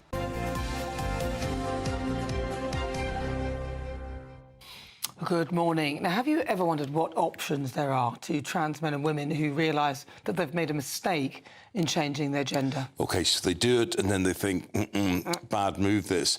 Well, a detransitioner near Glasgow has been opening up about his experience of affirmative gender medicine.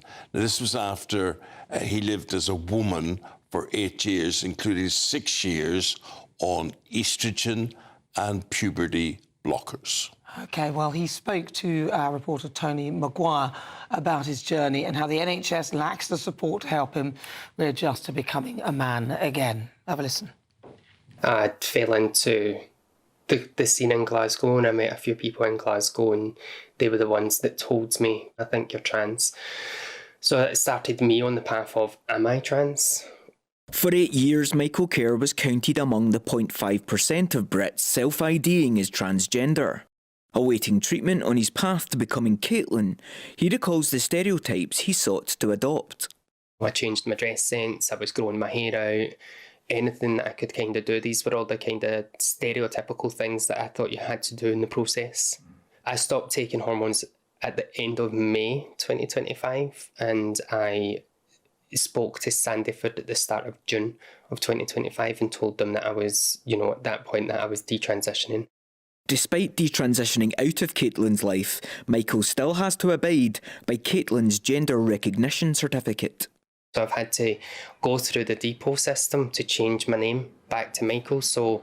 But regardless, I still have to fill the forms out as though I am female.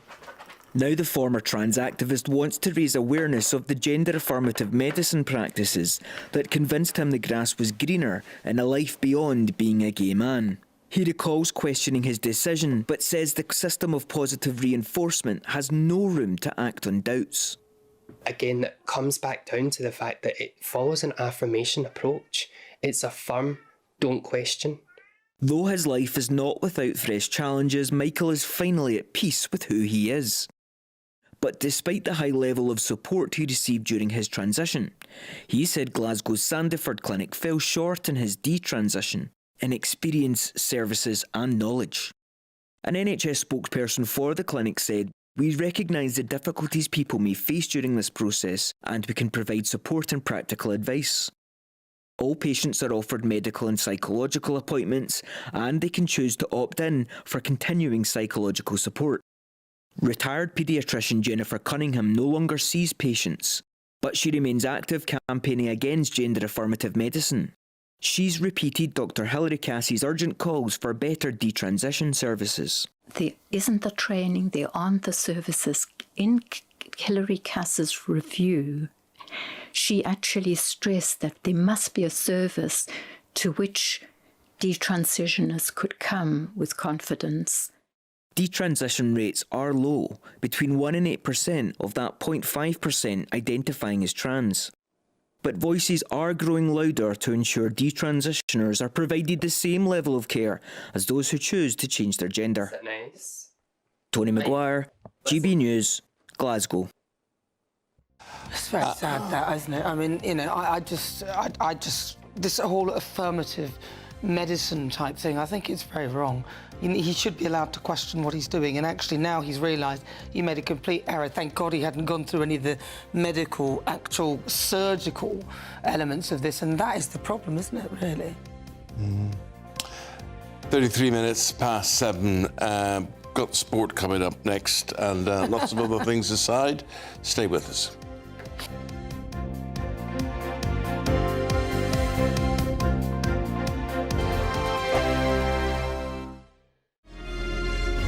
Thank you for making us Britain's #1 news channel.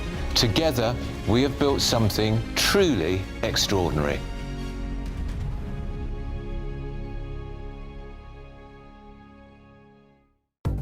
Good morning. This is the latest AI travel news from gbnews.com. On the M8, maintenance restricts between junctions 3A and 4. On the M1 southbound at junction 24, a broken down vehicle closes one lane. The A46 southbound near Coventry has lane closures between the A45 and the A452 due to an incident. On the A14 eastbound at junction 33 by Cambridge, a broken down vehicle blocks lanes. On the M27 eastbound between junction 8 and 9, one lane is shut. And on the trains, cross-country is disrupted between Exeter, St David's and Plymouth, while Great Western Railway warns of poor weather across the network. For more travel news, go to gbnews.com. Bold. They are under no illusion. Ray. Are you a human trafficker? Boundless. I've had enough of the nonsense, and I'm not afraid to say it. Don't get us on the BBC. Every weeknight, I tear through the headlines. The smell of gasoline. Should we be worried about it? From Westminster madness to cultural war chaos. What we're going to do now, they are throwing things out the car as we speak. Get ready, Britain. Here we go. Patrick Christie tonight, weeknights from 9 p.m, only on GB News, Britain's news channel. Westminster, the ultimate clique. And you're fighting like rats in a sack. But here on the Camilla Tominey Show, we ask the questions the establishment media is too scared to ask. OK, let me ask you a straight question, because I know you're a straight-talking politician. Whether it's net zero, illegal immigration or law and order, nothing is off limits. You had the power then. Yeah, as I and say, now you've lost it. That's the Camilla Tominey Show, a politics show that's fearless. But no, let me finish my question if you don't mind, because it is my show. Sundays at 9:30, only on GB News, the People's Channel, Britain's news channel.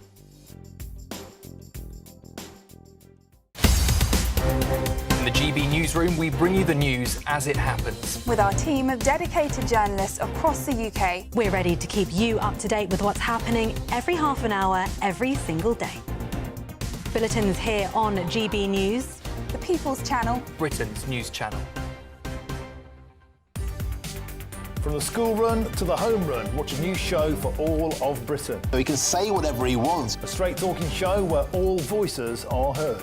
And, you know, when are we going to stop talking about smashing the gangs and actually do it? With the stories that matter from every part of our country. There's a bit of a crash landing there for your Chancellor. Bold, fearless and standing up for you. That's me, Martin Daubney, 3 p.m. till 6 p.m, weekdays, here only on GB News. The People's Channel, Britain's news channel.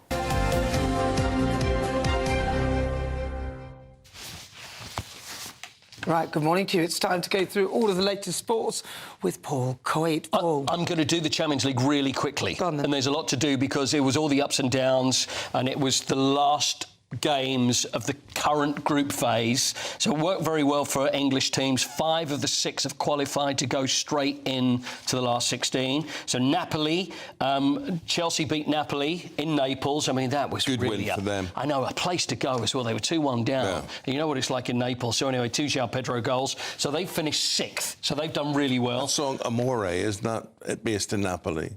In Napoli, where boy meets girl. Oh, God, no. Please. Oh, Napoli 2, Chelsea 3, and Frankfurt 0, and Spurs 2. I don't know any Frankfurt songs to go No with Frankfurter specials? Thank No, God. nothing? Frankfurt 0, Spurs 2. Spurs, who are doing really well in the Champions League, they're 4th at the moment, so doing very well. Here, not so good, but for some reason, European football suits them, so they did very well. So they're fourth. Arsenal finished top, beat Kairat, who were the bottom team, so 3-2. Never heard of them. Well, they're from Kazakhstan, and they came last, but they still scored 2 goals. But you know what? 100% record, and that's the best record anybody's ever had at this stage in the Champions League. Okay. That's nice of me to Arsenal. City beat Galatasaray, Man City. Liverpool 6, Qarabag 0. Never heard of Qarabag. Yes, Qarabag been around for a while. With a Q, spelled with a Q. With a Q, yeah. No U. Where are they QA. from? They are from... Qarabag. Azerbaijan. Of course they are. Azerbaijan, Qarabag. I'm tuned into the Azerbaijan League. I know every you week. are. Yeah. Well, Qarabag could end up playing Newcastle or PSG. Well, I thought the Newcastle result was quite good. So do I. Even though it puts them in a playoff situation. Could have won it as well. And also, I should mention Chelsea as well. Oh, no, I did do Chelsea. We've done Chelsea. The reason I say that twice is because I had a complaint saying, you didn't mention Chelsea. So there you go. So Chelsea are through. So very good. Real Madrid beaten by Benfica and Jose Mourinho. This is a story and a half. The goalkeeper scores in the last minute. I love it when you see a goalkeeper run up front, but it means that they qualify. Look at that. You can see the excitement there. Jose Mourinho running up and down the touchline, but also made a difference to Manchester City because had Real Madrid won, then Man City would have gone into a playoff situation. So anyway, the draw is going to be tomorrow for who plays who going forward. Can we talk about Tyson Fury? Yes. What do you think? I mean, does he need to fight again? He wants to do... What is it with these boxers that they feel... Well, it's usually money. But they don't... He doesn't need the money. He's got to have 100 million in the bank. He's got enough, surely. hasn't he? He's got at least 100 million. I honestly do, it's when they stop, you've done it all your life. What do I do now? I'm bored. I want to go out and earn 100 7 million. bells out of someone and go and earn some more money, but he's desperate to go out and fight again. So it's going to be Arslanbek Makhmudov, who I know is your particularly favourite boxer, Eamon, from Russia. 11th of April it's going to be. That's him. So 11th of April it's going to be, and it's going to be on Netflix, and obviously he's going to make loads of money, but I don't think it's about the money. Why does he need to make the money, though? I mean, they're knocking 6 bells out of each other. You know. Is it 6 or 7? I don't know. I'm going to say 7. You're going with 6. How many bells is it? 5. Anyway, no, as many bells as you like. The harder he hits, the more bells that go. Djokovic. So he's here, there in the Australian Open. Yes. And he's been given an interview. Yeah. And you have a comment on it. Well, I do. I find this interesting because he lost to Lorenzo Musetti yesterday. He beat Lorenzo Musetti and he was losing. He looked like he was going out because Musetti got injured. Now, Djokovic, and you get this with a lot, he's obviously got a chip on his shoulder. I just want you to see this. Now, the interviewer asked him basically about the start of his career and the end of his career. And listen to what he says. This is quite interesting. I'm chasing Yannick and Carlos? In which sense? In terms of winning Grand Slam titles just right now. So I'm always the chaser and I'm never being chased. In the meantime, you won 24 Grand Slams. But I'm saying it's... Thanks. It's worth saying that sometimes, right?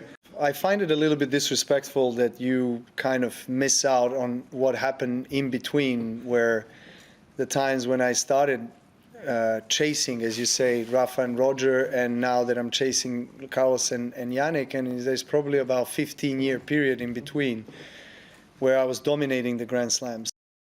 You know what? There's no need, is there? Because the thing is, the interviewer said just basically about, early on you were chasing Federer and, and that was early on, and now you're chasing the young boys. You've got Yannick Sinner and Carlos Alcaraz.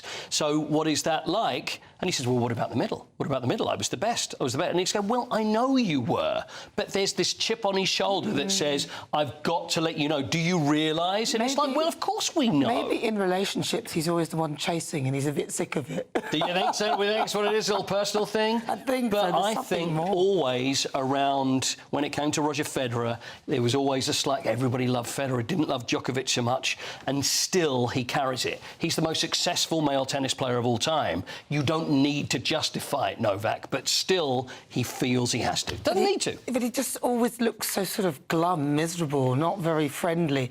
Do you know what I mean? Yeah. Well, he got a great cheer yesterday, didn't he? Because he was quite humble, wasn't he, about the fact that he said he was going to lose. And he's playing Sinner tomorrow. The guy pulled up with injury and he was lucky.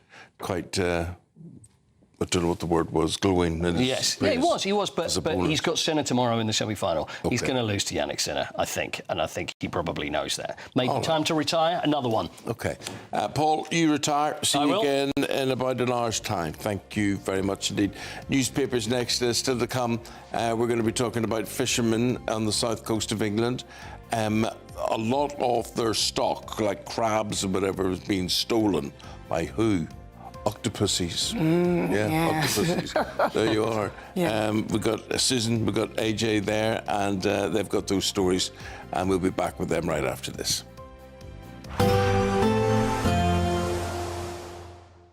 Can't wait to get in that sea. Lovely and warm. Just like the feeling of having great travel insurance. All Clear Travel Insurance sponsors GB News Travel Destinations Forecast. Sunny spells on Friday for Ibiza and Mallorca. A few showers in southern parts of Italy. For northern Spain and northern Portugal, more wet and windy weather swinging in here, also bringing some heavy downpours through into western parts of France. The south of France, Catalonia, seeing sunny spells on Friday, but it will turn wetter here. Showers in southern Italy and a mixture of sunny spells and showers for the Greek islands as well. That wet weather working its way across northern Spain into Barcelona for Sunday. All Clear Travel Insurance sponsors GB News Travel Destinations Forecast. Decisions made in Washington aren't just shaping America, they're shaping Britain too. From migration to global security, from crime to health. Whatever happens in the White House today will be felt in your town or city tomorrow. That's why The Late Show is live from Washington, D.C. Cutting through the politics to show you what it all means for Britain. The Late Show live every night at midnight. Only on GB News, Britain's news channel. Nana Queer, weekends from 3 p.m. A baby. It's a terrifying moment on a Welsh roadside that turned into a miracle. Two men rushed towards danger, not away from it, with flames spreading and a baby trapped inside a locked car. Instinct took over. Seconds mattered, lives changed, and heroes emerged against all odds.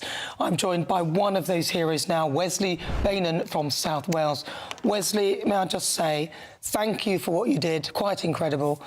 Talk to me about what happened and your response to it. Firstly, thank you. I was basically driving back towards Merthyr from picking up a part for a car. And myself and my uncle and my auntie were travelling in my car. Spotted a car in the lay-by, which was smoking quite a considerable amount. As we were passing the lay-by, we were aware that there was a woman at the side of the vehicle, clearly in distress. So we pulled over, by which point we'd realised the vehicle was on fire. We ran down to the vehicle. She was screaming horrifically, screaming out her baby was still in the car. Literally just, I went straight to the back doors thinking the baby would be in the back seat. And the baby wasn't, the back door was locked. I went back to the driver's door, opened the driver's door and didn't think nothing of it, just climbed inside, leaned over, opened the passenger door. I mean, she must have been incredibly grateful to you. She was, yes. She was. She was clearly in a state of shock and panic, as you can imagine. But she has been extremely thoughtful and has given no end of thanks from herself and her family. Oh, well, look, you've done such an amazing job. Do we know why the car just decided to overheat and then burst into flames? We don't. We have no idea yet. We have absolutely no idea. GB News, the People's Channel.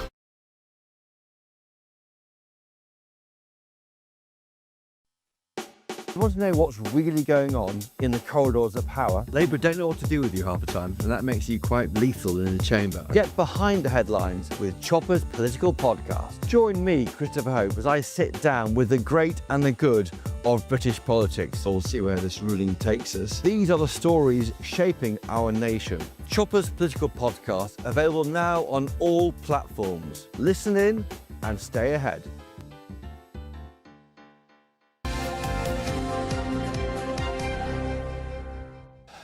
Just looking here at the stories we're going to talk about with AJ Pritchard and Susan Holder, who are here this morning. I'm delighted to see both of them.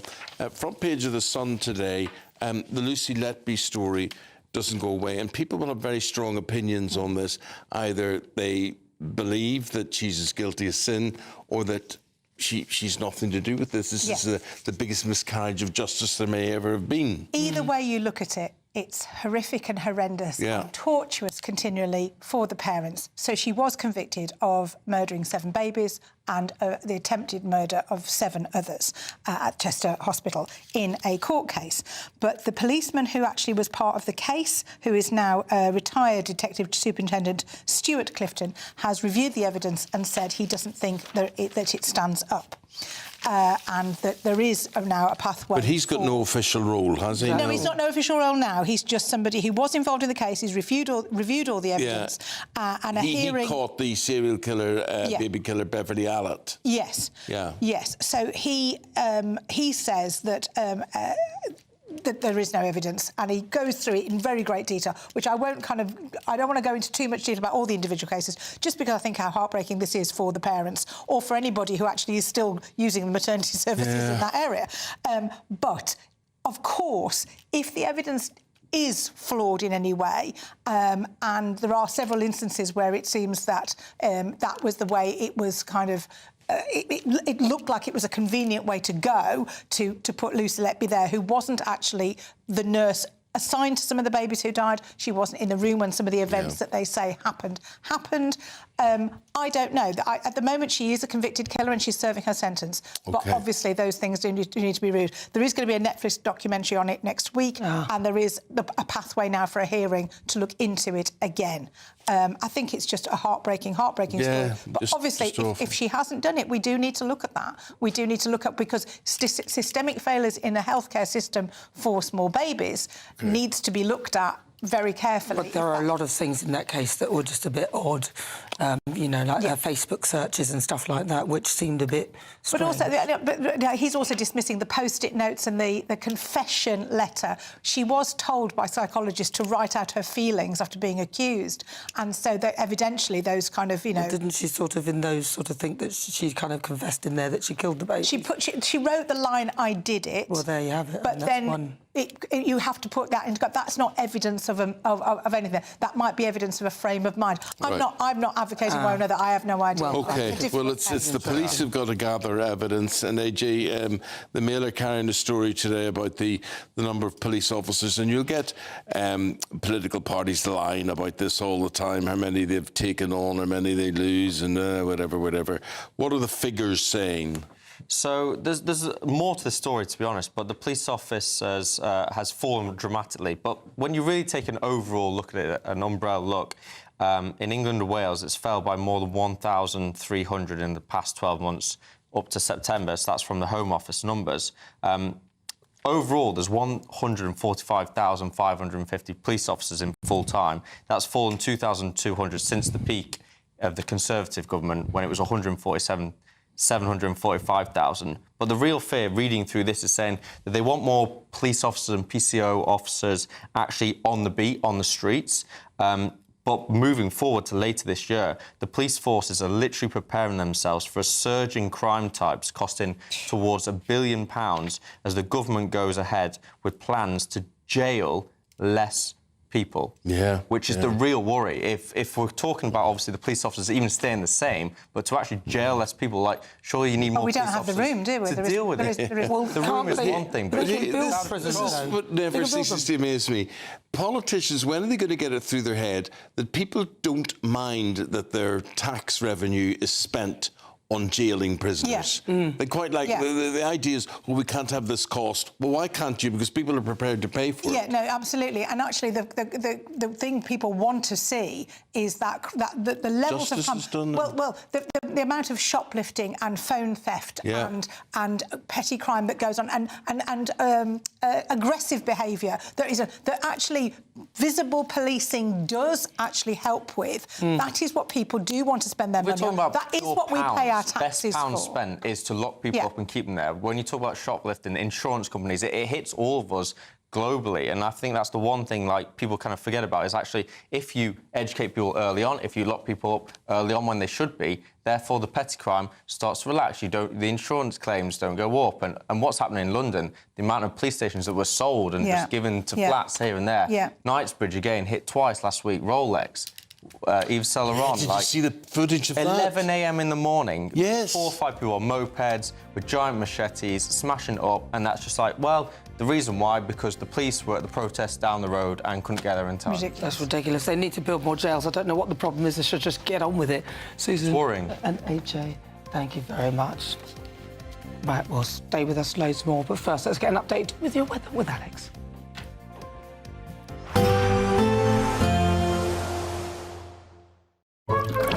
Warm and cosy, with a chance of zero visibility. Boxed Boilers sponsors the weather on GB News.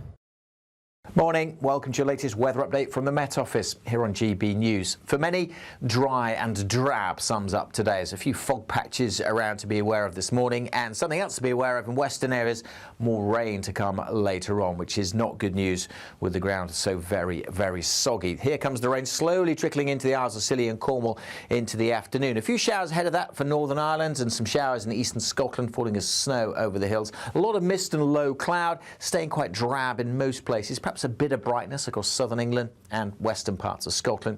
Generally on the cool side, even for January, 5 or 6 degrees, maybe into double digits in the southwest, but only because that rain is coming in. Now, not especially heavy this rain, but because it's been so wet, any rain is likely to cause further problems getting into Somerset and Devon, parts of Dorset as well through this evening's rush hour. So bear that in mind. The rain will also spread into Northern Ireland, and again, because the ground is so wet, likely to cause some problems here. Further snow flurries coming in over the hills and mountains of eastern Scotland. Further outbreaks of rain and drizzle on and off over the Northern Isles. Not particularly heavy, but a fairly brisk breeze blowing here.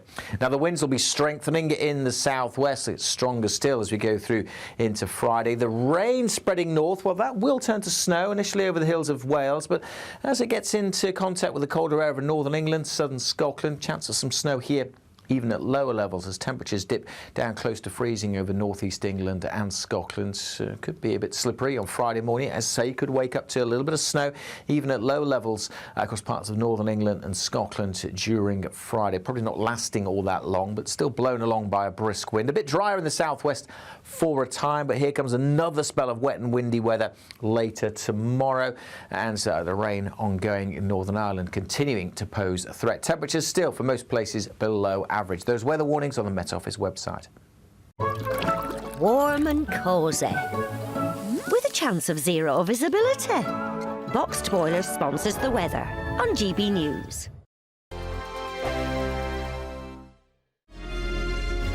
Thank you, Britain, for helping us reach 10 million followers across our social media platforms. We're truly honoured to have your trust, one follower at a time.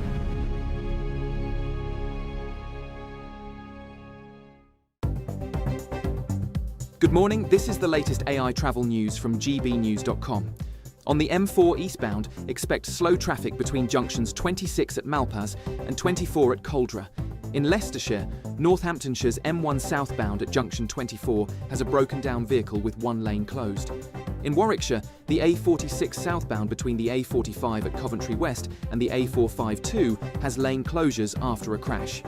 South Gloucestershire has the M4 westbound entry slip at junction 18 shut due to a vehicle fire. And on the trains, cross-country is disrupted between Exeter St David's and Plymouth, while Great Western Railway warns of poor weather. For more travel news, go to gbnews.com. It's the final week to see how you could become our biggest cash prize winner to date, as there's a simply stunning £85,000 in tax-free cash to be won. Go on that dream holiday, buy that brand new car, or just relax in the knowledge that the rest of the year could be on us. But you have to hurry, as lines close on Friday the 30th of January. For another chance to win £85,000 cash, text cash to 63225. One entry costs £2.50 plus one standard network rate message, or text bonus to 63225. 5 entries cost £5 plus one standard network rate message. Go to gbnews.com/win. Entries start at £2.50. Call 0903 686 3232. Calls cost £2.50 plus your network access charge, or post your name and number to GB18 PO Box 8690 Derby DE1 9TT. UK only. Entrance must be 18 or over. Lines close at 4 p.m. on the 30th of January. Please check the closing time if listening or watching on demand. Good luck. At GB News, we love to hear from you, our loyal community. So drop us a line at gbnews.com/yoursay. There you can talk to each other and also to the presenters live on air.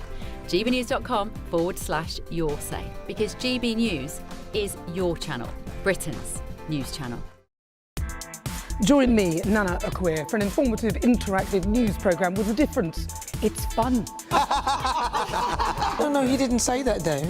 I'm so surprised. I think there's an element of truth to that. Join me from 3 p.m. every weekend, only on GB News, Britain's news channel.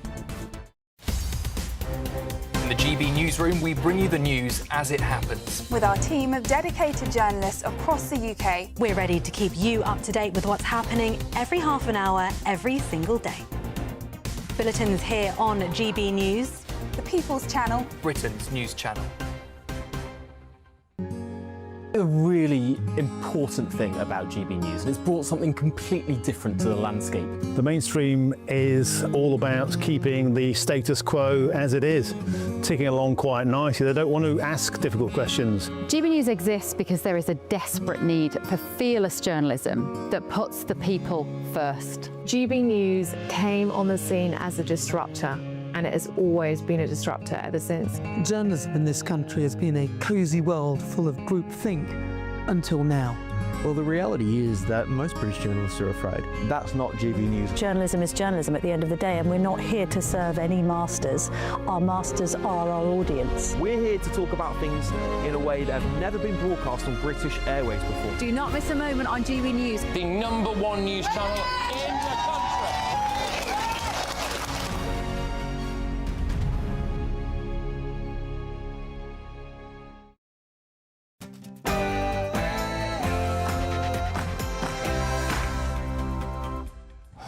Hello there, very good morning to you on this Thursday morning. Breaking news, Keir Starmer tells Xi Jinping he wants more sophisticated ties with China. And that comes as the Prime Minister and the President of China have met this morning for talks. Xi Jinping added that UK-China relations had seen twists and turns, but in the past, Labour governments made important contributions to the growth of the two nations. But as many warn of the threat posed by China, can the Prime Minister really strike a balance between economic opportunity and political risk? The Prime Minister also expected to announce an intelligence sharing deal to halt the use of Chinese-made engines on small boats, right? Your views on that would be very welcome this morning.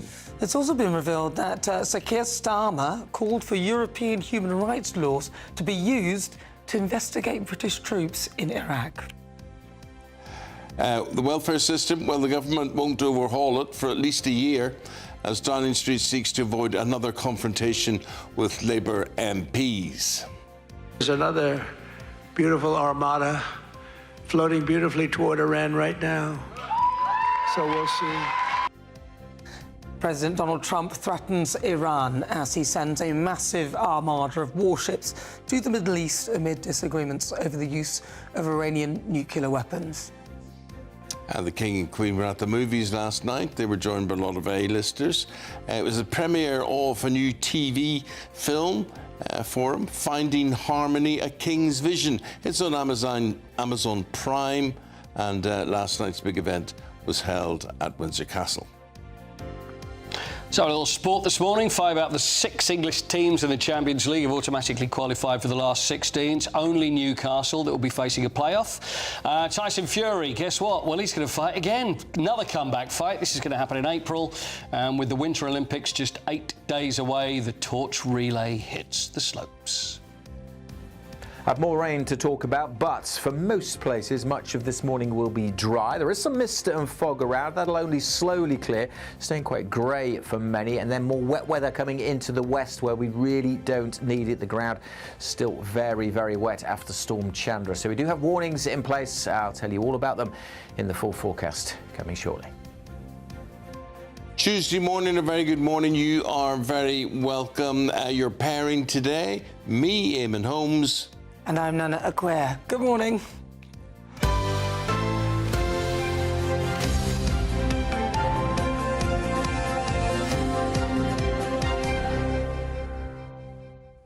see lots of people are all over the place, and we're your Thursday lineup then.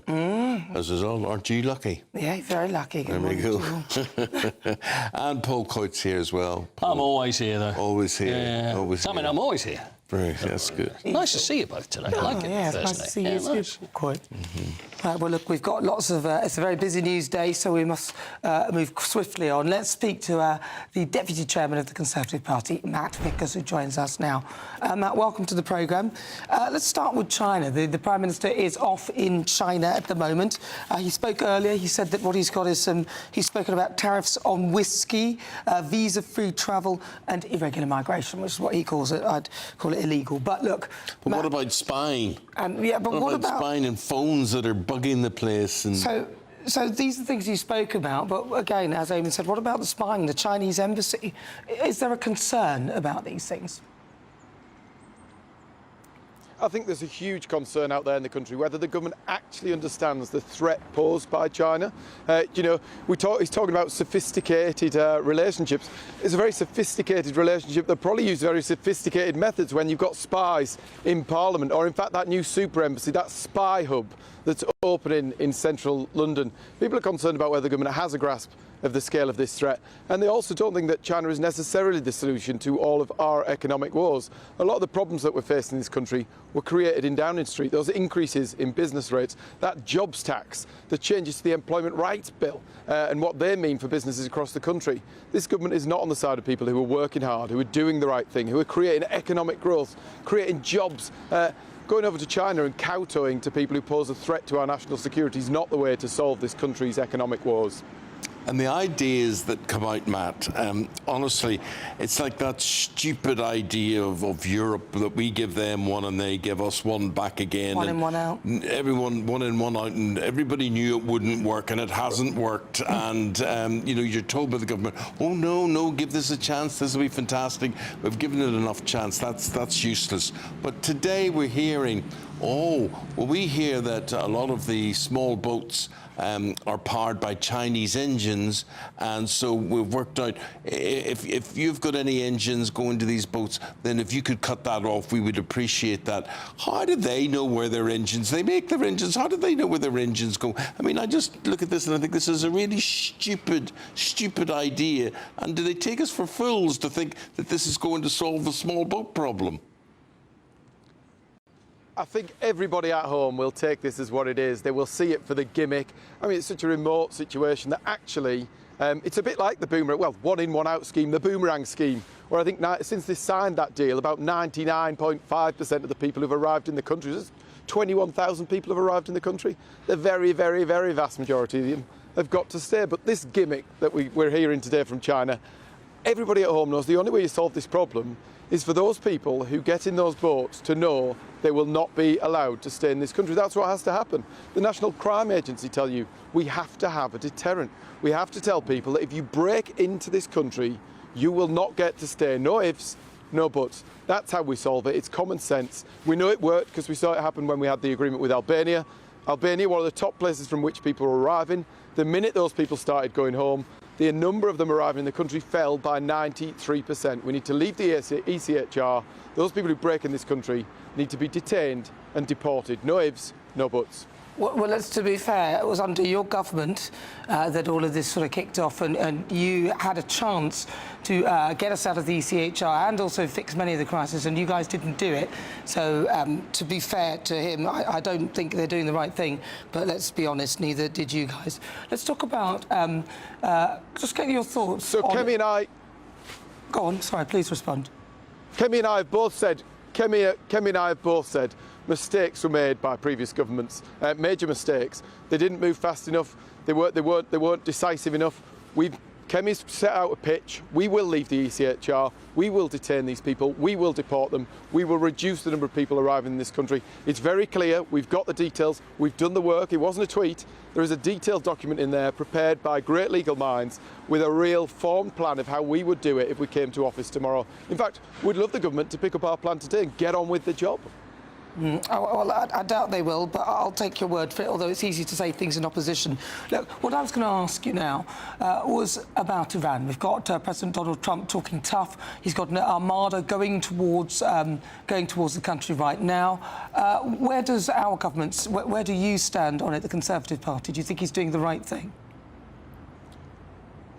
So Iran a huge concern. They're undermining regional stability. They're sponsoring terrorism. They're failing to engage in any meaningful way with the international community. And now we've got the concerns about this nuclear programme. I don't think the UK should be looking for conflict actively, but we've got to stand up for our national interest. And I hope that this government is engaging with the US and engaging with Iran in the same way that it is with China.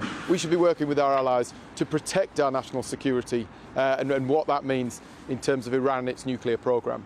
All right, very, very briefly, I just want to sneak this in. Keir Starmer apparently called for the European human rights laws to be used to investigate British troops in Iraq. Now, we understand that it was a part in a book. What are your thoughts on it, and do you believe the Prime Minister has this country's best interest at heart when it comes to protecting our national security? I think anybody who looks at his past on this, whether you think about the fact that this was a guy who was campaigning against the deportation of foreign criminals, whether you look at what's going on with Northern Ireland veterans in there, and the fact that pensioners who've served in our armed forces, who put their lives on the line for this country, are being dragged through the court, and he's willing to hand them over. It's disastrous. He should apologise for it. It's an absolute disgrace. He is not serving this country's interests. All right, well, Matt Vickers, thank you very much. He's a deputy chairman of the Conservative Party. I'm sure Keir Starmer would say that he is acting in our best national interests. Well, breaking news overnight, the Prime Minister has told China's president that Britain wants a more sophisticated relationship with China. That'll be interesting what that means. Does that mean more grown up, more, less spied involved? It is funny. They just sit down and say, well, we know you spy on us, we spy on you, let's forget all that. Now, what can we do above board here? We can do all the jiggery-pokery. We can do engines, can't we? If you stop them making the engines for the small boats, oh, dear, it's just nonsense. Dear. Anyway, so this visit by Keir Starmer is the first since 2018, when Theresa May visited China and was told to change her clothes under her duvet in bed because... That's not true, is it? It is true. Well, apparently, though, but nobody's confirmed it, though. And they would film her, so there's secret cameras everywhere. Other people were telling me, people who've gone on business and whatever, have been told just always assume you're being filmed. And Theresa May... They're probably filming her, making sure she didn't wear those... Got her nightie on under the duvet. Let's go to Christopher Hope, who's there for us this morning, telling us what this is all about. I know it's early days, Christopher, it's early days. I don't know how you dressed last night. Are you wearing the same clothes as yesterday? You haven't got out of those. Were you under the duvet? I was wearing my pyjamas in bed last night, Eamon and Nana, seeing as you're asking. I'm here in Beijing, of course, where the PM has just met with President Xi Jinping for an hour and 20 minutes. The first meeting in Beijing between the UK Prime Minister and the US and the Chinese President for 8 years, since Theresa May here was back then, and as you say, reportedly got changed under the duvet to avoid secret cameras filming her. I mean, there's no question that security is a big deal. Everyone gets burner phones, yet that means you have a phone isn't your own phone when you come to China. You don't want any kind of risk that Chinese state gets into your IT and then can spy on you forever if it wants to. And that's why you're concerned about that. But equally, you've got to engage with a country which is the world's second biggest economy. 300,000 jobs in the UK rely on China. We've got to engage with that, Sir Keir Starmer tells us. He wants what you see called a more sophisticated relationship with China, rather than burying our heads in the sand and trying to pretend China wasn't there. This government is trying to embrace China and the challenge it faces. And out here, it is impressive. It is extraordinary, this country. It's huge. It's big. There's huge buildings everywhere, skyscrapers. The tech is very sophisticated. The IT is very good. It's a big trading partner, which we have to engage with rather than worry about, which is serious issues, but dealing with that in a sophisticated way, as the PM says. The interesting remarks by Xi Jinping, the president from China. he says that it's imperative for world peace that the UK and China talk a lot. He calls the Keir Starmer's visit here a sign of auspiciousness. He said that he advised him to range for your eyes over long distances, which is a Chinese proverb. And interesting, he went into a vague area of UK politics, President Xi. He said that in the past, Labour governments have made important contributions to the growth of China-UK relations. Note, not Tory governments, because, of course, that relationship has been in a deep freeze since about 2017, 2018, and that row about Huawei being involved in the UK 5G network. Xi also said this, that China-UK relations went through some twists and turns that did not serve the interests of our countries. They are trying to do little deals here and there, some deals on whisky tariffs for Scotch whisky coming into this country, visa-free travel, and also a deal about trying to crack down on supply of Chinese engines to small boat smugglers in northern France, because many of them, 60% of them, are made in China. They're also doing a similar deal with Germany, trying to squeeze the supply of engines and boats to those smugglers to try and help tackle the small boats crisis. Baby steps, Nana and Eamon. It's not big deals being signed today. There may be some more later in this visit before it ends the weekend, but it's an attempt here, I think, by the UK to engage with China. OK, Chris, thanks very much indeed. And when are you coming back, Chris? How long will you be staying there? Back at the weekend, so back Saturday or Sunday. So it's a long trip, but it's a big one for the Prime Minister. I would say the most consequential since going to the Oval Office with him last February. And has he got any more big meetings to do? Yes, he's meeting with the Chinese Premier, Quang, and then he's off to meet the Japanese Prime Minister on the way home, probably on Saturday. So he's doing a lot here, and again, I think this is an attempt to reach out. This is, if you voted for Brexit, this is what you want to see your Prime Minister doing, embracing the world, trying to take on the world, trying to push Britain into places that hasn't happened for a while. That didn't happen in the back end of the Tory government, and Labour's trying to correct that. OK, Chris, thanks very much indeed. Appreciate it. Prime Minister stays in the news as the front of the Daily Telegraph today, making the headline there.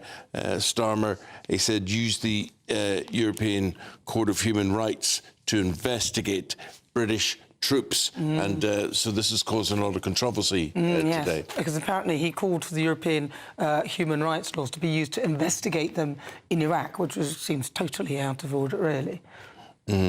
Well, it was through a chapter he wrote for a book put together by a disgraced lawyer called Phil Shiner, and we're going to get more on this from our chief political correspondent, Catherine Forster, who is across it. So these headlines are not going away. They're still here for a few days.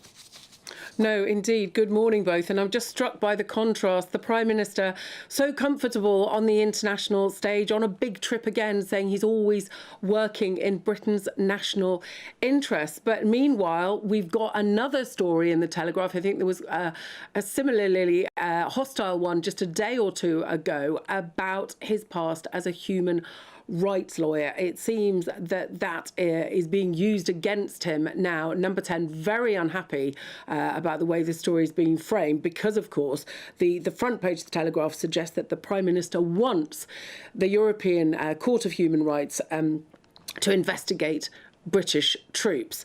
And this is all about a chapter that he wrote back in 2008 when he was a human rights lawyer in a book that was put together by a now disgraced lawyer, Phil Shiner. And the argument that he put forward in this chapter was how effective the ECHR was in being able to bring prosecutions against troops who may have behaved wrongfully in operations overseas. Now, the Prime Minister's allies are saying, look, this was just laying out an analysis. It wasn't arguing for or against, but I think it is another damaging headline at a time when the Prime Minister's popularity is, let's face it, on the floor. He's just seen off an immediate threat to his position from Andy Burnham, the Mayor of Greater Manchester, who he's blocked from standing in that by-election. But Labour MPs are so unhappy with him. They're looking at the May local elections and they're looking forward to a general election and thinking something needs to change and fast, or we're going to be out of a job. Isn't the problem with this, though, that this Phil Shiner guy admitted 3 counts of fraud for securing £200,000 worth to try and fund a judicial review into fake war crimes. So the problem with this partnership with this person is that this person was found to be concocting stories and trying to put away our war veterans. Now, this is horrendous, and the fact that Keir Starmer is even linked with this, and the book itself, which was all about the Iraq War and international law, it's just, this is not going to go away. He must have known some of this was coming out, so China is quite convenient right now, even though it is something that had been planned a long time ago. Well, I think the Prime Minister always enjoys being on these international trips. Of course, he would say it's very important, but I was on the trip to India with him, and, you know, he's in his element on these trips in India. They had thousands of billboards with his face everywhere, like he was some sort of rock star. And I asked him then why basically he was so popular abroad, but so unpopular at home. And the thing is that on a personal level, he's a very pleasant, affable guy, but he is just not popular. And I think, you know, his background as a human rights lawyer, he represented in the past all sorts of very unpleasant people. He would argue that was his job. He didn't get to pick and choose, but definitely is coming back to bite him now. But he didn't have to do the book, and that's something that he can quite frankly explain. I think that's so shocking. Catherine Forster, thank you very much. OK, the weather situation, well, it has been a bad week weather-wise, and we're going to see what it's like as we head towards the weekend. Today's picture on this Thursday, Alex Deacon with that. I hope it's a good one for you.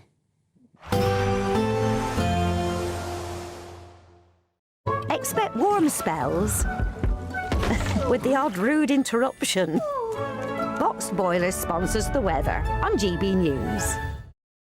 Morning, welcome to your latest weather update from the Met Office here on GB News. For many, dry and drab sums up today. There's a few fog patches around to be aware of this morning, and something else to be aware of in western areas, more rain to come later on, which is not good news with the ground so very, very soggy. Here comes the rain slowly trickling into the Isles of Scilly and Cornwall into the afternoon. A few showers ahead of that for Northern Ireland, and some showers in eastern Scotland, falling as snow over the hills. A lot of mist and low cloud, staying quite drab in most places. Perhaps a bit of brightness across southern England and western parts of Scotland. Generally on the cool side, even for January, 5 or 6 degrees, maybe into double digits in the southwest, but only because that rain is coming in. Now, not especially heavy this rain, but because it's been so wet, any rain is likely to cause further problems getting into Somerset and Devon, parts of Dorset as well through this evening's rush hour. So bear that in mind. The rain will also spread into Northern Ireland, and again, because the ground is so wet, likely to cause some problems here. Further snow flurries coming in over the hills and mountains of eastern Scotland. Further outbreaks of rain and drizzle on and off over the Northern Isles. Not particularly heavy, but a fairly brisk breeze blowing here. Now, the winds will be strengthening in the southwest. It's stronger still as we go through into Friday. The rain spreading north, well, that will turn to snow initially over the hills of Wales, but as it gets into contact with the colder air over northern England, southern Scotland, chance of some snow here even at lower levels as temperatures dip down close to freezing over northeast England and Scotland. Could be a bit slippery on Friday morning. As I say, could wake up to a little bit of snow even at low levels across parts of northern England and Scotland during Friday. Probably not lasting all that long, but still blown along by a brisk wind. A bit drier in the southwest for a time, but here comes another spell of wet and windy weather later tomorrow, and the rain ongoing in Northern Ireland continuing to pose a threat. Temperatures still for most places below average. Those weather warnings on the Met Office website. Expect warm spells with the odd rude interruption. Boxed Boilers sponsors the weather on GB News. Well, you've been having your say this morning, and thank you very much indeed for that. Ian says, so the Chinese president points to times when Labour governments have been helpful in deepening ties with China. I rest my case with that one. Elizabeth says, if anyone believes that China can be trusted or give anything that would benefit another country, they are delusional. And Philip says, so Starmer wants China to stop the boats by stopping China supplying engines to smugglers, so they will just go elsewhere for their engines, probably India. And that's the thing, it's 60%, he said, of the boat engines are made in China, which means that 40% of them are made elsewhere. So there's another market that they could use. I just think it's absurd. You know why no one's going to China? So when they flee these places, they don't go to China. China's not a member of the ECHR, and why would you? Because you wouldn't get a house, you certainly wouldn't get any food or accommodation. Get a few machine gun bullets. You'd be sent to jail. You'd be sent to jail for breaking into their country. You'd be lucky, I think, if you got to jail. But, exactly. Yeah. I mean, it's just so obvious why people come here. If they're going to stop China selling these engines, where do you get them? Costco or somewhere else? Where do you go and get an engine? That should be the easiest possible thing to do. Just we're fed this nonsense. Incredible. It is just 23 minutes past 8 o'clock. It is a Thursday morning. It is Eamon and Nana here, and we're with you until 25 past 9 tomorrow. But we've got good things to tell you, good things to do, and that is the Great British Giveaway is one of those things, because there's only 2 days left, today and tomorrow, and it is a big one. It is the biggest we've ever given away. Have a go. Yeah. Lines close tomorrow on your chance to win, as our biggest cash prize to date is up for grabs, an incredible £85,000, and it really could be yours. That's tax-free cash to spend all throughout 2026. What would you do with £85,000? You have to hurry, as lines close at 4 p.m. tomorrow. For another chance to win £85,000 cash, text cash to 63225. One entry costs £2.50 plus one standard network rate message, or text bonus to 63225. 5 entries cost £5 plus one standard network rate message. Go to gbnews.com/win. Entries start at £2.50. Call 0903 686 3232. Calls cost £2.50 plus your network access charge. Or post your name and number to GB18 PO Box 8690 Derby DE1 9TT. UK only. Entrance must be 18 or over. Lines close at 4 p.m. on the 30th of January. The winner may be contacted live on GB News, week commencing 9th of February. Please check the closing time if listening or watching on demand. Good luck.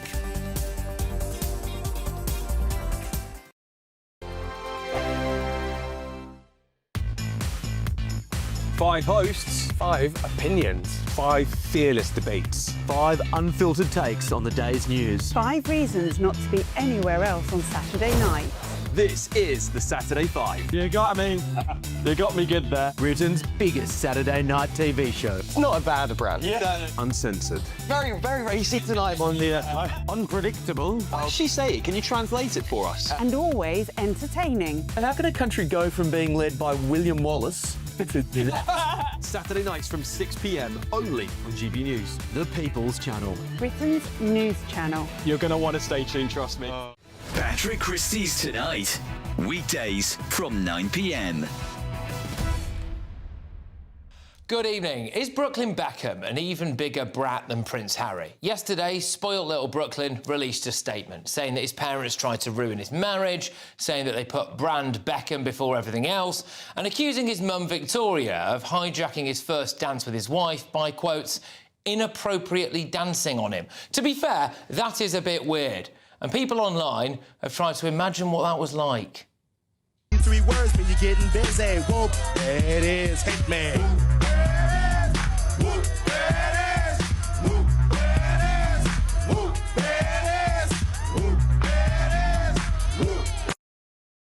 Or maybe it was like this.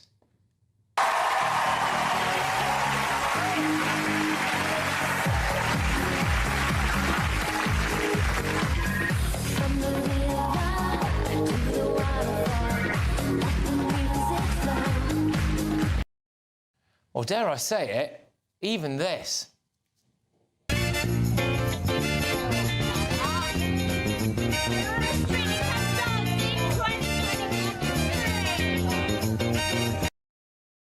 Look, Victoria wouldn't be the first mum in history to do something a bit embarrassing at a wedding, but is it really worth blowing your family up for? Brooklyn is probably the most privileged little Nepo baby the world has ever seen. He's had the best of everything, from posh prep schools in leafy Cheshire to a school for Hollywood's elite kids in California and fine art college in Hampstead. And he's done nothing with it. The Beckham boy's Brooklyn is still a natural, posing for his first modelling shoot at just 15. That fell by the wayside. The only real job he's ever had was when he worked as a barista at a coffee shop in London. GB News, the People's Channel. Britain deserves a newsroom that puts the facts and your voice first. Well, and that's what you get on GB News. Lively debates, lively conversation. And we're not afraid to hold power to account. And each other. So join me, Andrew Pearce. And me, Miriam Gates, for Britain's Newsroom, weekdays from 9:30 on GB News. This Iranian situation, so it's all hotting up. The latest on this and this convoy that is heading from America to the Middle East. Former Attorney General Michael Ellis joins us now in the studio. There's so many aspects to this, Michael. For instance, just look at the oil situation, right? An oil-producing nation like Iran. We look at Venezuela and the prime ministers in China. Who's one of the biggest markets for oil from Iran? Amy, that's a great question. So 80% of all of Iran's seaborne oil actually goes to China. Well, do you think that our Prime Minister would bring that question up? I think that's rather unlikely on this occasion. Of course, most Iranian oil is sanctioned, and so Western countries will not buy it. But so therefore, you find a situation where 80% of their oil is going to China. It's also, you mentioned Venezuela, about 90% of Venezuelan oil was going to China as well before the Maduro regime. Yeah. So that amounted to about 5% of... China, you see, I'm amazed at this. China is so massive, and does it not have its own oil reserves? Not as much as it needs. So because it's so massive, it gets some of its oil from Russia. 5% of its oil was coming from Venezuela. And it's about 15% of China's imports from Iran. So it's utilising so many resources from these countries. But, of course, the countries that were being sanctioned don't have many places they can sell it to. You now have a situation where the Abraham Lincoln's en route. This is perhaps the biggest warship in the world. It weighs an incredible 104,000 tonnes, over 5,000 US Navy sailors on board. It has in its battle group about 75 warplanes, as well as cruisers, destroyers, submarines. This single warship is more powerful as a military asset than most countries' entire armed forces. But Robert Fox seemed to think, we spoke to him earlier, the defence editor, he said that it wasn't really anything, it wasn't that big an armada, not many... Well, let's put it this way, Nano, it's bigger than Midnight Hammer, the operation that hit Iran in June of last year, which was the 12-day war, which really caused substantial damage. It didn't deal with everything, and there are still assets in Iraq. This is significant. I mean, this you is look a significant at there's 5 frigates as well, destroyers, accompanying it as well. There's at least 1 nuclear submarine in tow as well, and there's 50,000 troops. Yep, and that's including land forces, of course. So the Americans have naval assets in Bahrain, they've got military forces in Qatar. OK, I get all that, and I get how they're grouping. Are they likely to be used, and if so, when?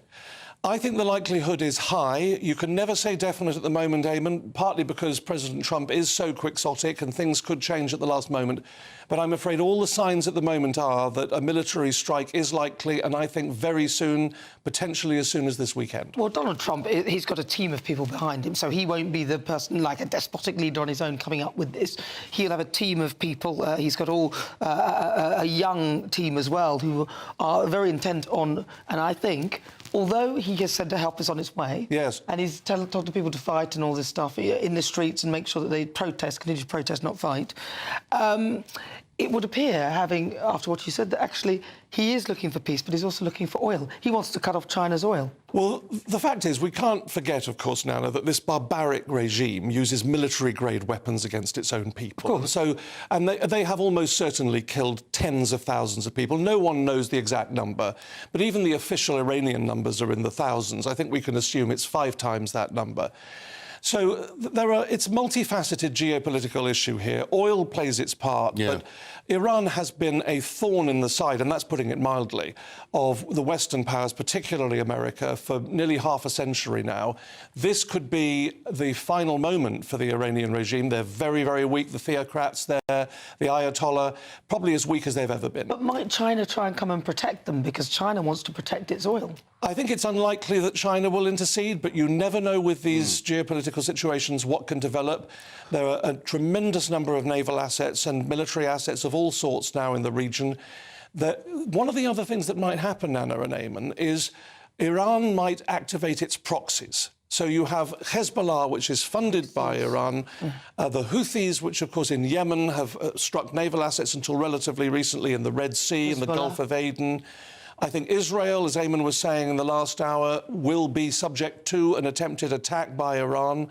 And even though Israel's defences are extremely impressive, I mean, they are probably world-class in terms of the best in the world, even if a small percentage of ballistic missiles get through your defences, that's still very bad. But won't they have enough to deal with? If America do attack, then they've got a lot on their hands already to deal with the attack from America, let alone considering how they're going to try and...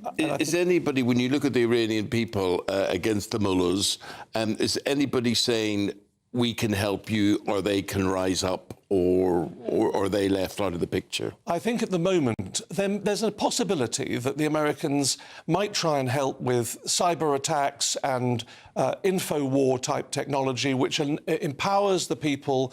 So if you strike at IRGC command posts, if you strike at police stations, that may empower the people to move, but they're largely on their own until the Americans deal with this situation. And very, very sneakily, Russia. Would Russia be involved in this in any way? Russia will certainly be very interested in what's going on here, but I think everyone's sitting back and watching what President Trump's about to do. Michael, really appreciate your take on things. We've got to leave it there. Michael Ellis there with his views and analysis of the whole situation, which, frighteningly, he thinks may kick off by the weekend. It may be major stuff there we're talking about. Well, thanks, Michael. Keir Starmer will have to come back a bit sooner. Right, let's get the travel update, see what's happening.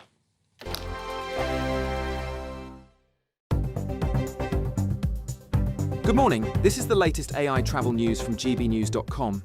On the A720, there are eastbound restrictions at the Calder off-slip after a broken-down vehicle. The M4 eastbound is sluggish on the off-slip at junction 33 at Capel Lanilturn. In Warwickshire, the A46 southbound between the A45 and the A452 has lane closures after a crash, with around 40 minutes of delays. On the M25 anti-clockwise at junction 24, a collision has 3 lanes closed. And on the trains, Great Western Railway is warning poor weather disruption, and Island Line has a reduced service. For more travel news, go to gbnews.com.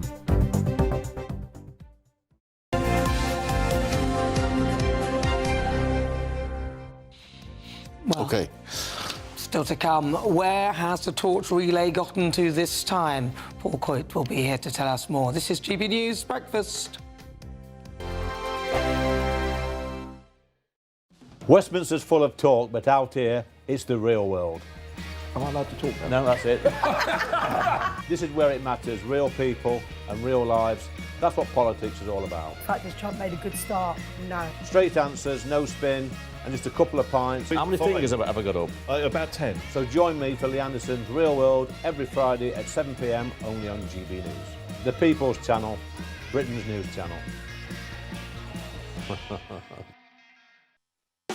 You want to know what's really going on in the corridors of power? Labour don't know what to do with you half the time, and that makes you quite lethal in the chamber. Get behind the headlines with Chopper's political podcast. Join me, Christopher Hope, as I sit down with the great and the good of British politics. We'll see where this ruling takes us. These are the stories shaping our nation. Chopper's political podcast, available now on all platforms. Listen in and stay ahead.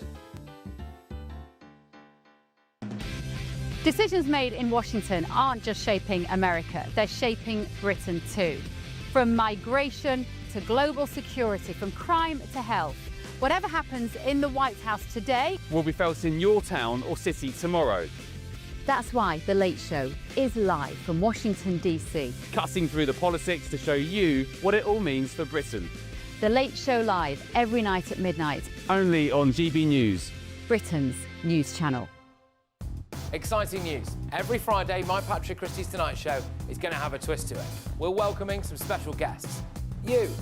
That's right, on Fridays I'm going to be doing my show in front of a live studio audience because this show is about you and what you have to say. It's going to be the same big debates, same big topics, same big opinions, but every Friday night at 9 p.m. you are invited to come on down to Patrick Christie's Tonight to be a part of the action. Only on GB News, the People's Channel, Britain's news channel. At GB News, we love to hear from you, our loyal community. So drop us a line at gbnews.com/your say. There you can talk to each other and also to the presenters live on air. gbnews.com/your say, because GB News is your channel, Britain's news channel. Join me, Nana Akweer, for an informative, interactive news programme with a difference. It's fun. No, he didn't say that, Dave. I'm so surprised. I think there's an element of truth to that. Join me from 3 p.m. every weekend, only on GB News, Britain's news channel.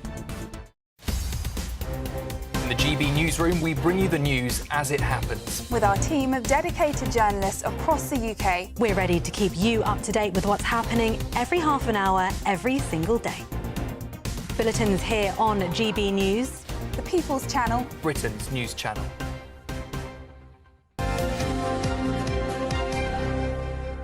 You know, when I woke up this morning, I thought to myself, where is the Olympic torch? I'll bet you did, yeah. I did. I thought, where is the Olympic torch? Thank goodness I'm here, Eamon. Thank goodness. Thank God. Let's find out, shall we? It's only a week and a day away from the opening ceremony of the Winter Olympics. It is close, isn't it? It starts in Milan, but they're in Cortina, which is where part of the Winter Olympics are going to be held. No, I thought you were going to say it's where the car was invented. It's where the car was invented. And then they're off to Capri and off to Transit, we realised, didn't we? So 70 years ago this week, the Winter Olympics was in Cortina, and they're going out there, a little wander around Cortina. That looks beautiful, lovely, doesn't it? Doesn't it look lovely? Cortina. They're going out Can we give people your news that you're heading out there? Oh, yes, I'll be going, I'll go next weekend. And he's going purely socially. Yeah, to go and see. Look, there's the ski jump. And by the way, we're going to have Eddie Edwards on next week as well. Eddie the Eagle's going to come on. So the 70 and the 90 metre. Look at that view from the top of that ski jump. Oh, don't fancy So I'm going to go up there and see the downhill, which I've wanted to do since I was a kid, watching David Vine on Ski Sunday. So I don't know whether it'll be cold and they just go past very quickly and it will all be over very fast. But anyway, I'm looking forward to going. And you're only going for the weekend? Just the weekend, yeah. Gosh. Unless I get sent a special correspondent. Do you reckon I think it'll be worthwhile. To Cortina. To Cortina. Good idea. Live from the curling. Good idea. Do you want to play birthdays? Let's play birthdays. Oh, by the way, Dave Riding, our slalom skier, will be with us on the show tomorrow, which we're looking forward to. 29th of January. Whose birthday Who's that, then? is it? Who's that? That is... It's either one of two. It's that... What's his name? It's either Tom Daly or Greg Louganis. Do you remember Greg? Greg Louganis, Do you remember actually. Greg? He won one thing and then he... That's right, gold medal. I think it was 84 Olympics. So you recognise him from the trunks. There we are. There's Greg now. So wasn't he Canadian or something? And then it turned out that he was representing this country or something. No. There's another one. No. This is Greg Louganis. Nice jacket. What do you reckon? I don't know. So is it Greg we're looking for? It's his birthday? It's Greg. I'd say he's... 63. 63? 60. 66. Not a bad go. Not a bad start. Good, OK. Right, let's go again. Who else have we got here? It's Claire Balding. Claire Balding. How old is Claire today? What do you think? Well, I'm going to say 59. Yeah? No, I'd say she's younger. I've got that feeling again, Eamon. What? I think you're going to be on the money again. I've got that funny She's feeling. younger than 59? Yes, yeah. Well, I would say so. And what do I know? I think she's older than 50. I think she's younger than 59. OK, let's say my age, 54. Haven't you already had a guess, Anna? OK, yeah, okay. You're 54, right? I go 50... Come on, she looks like older. 2.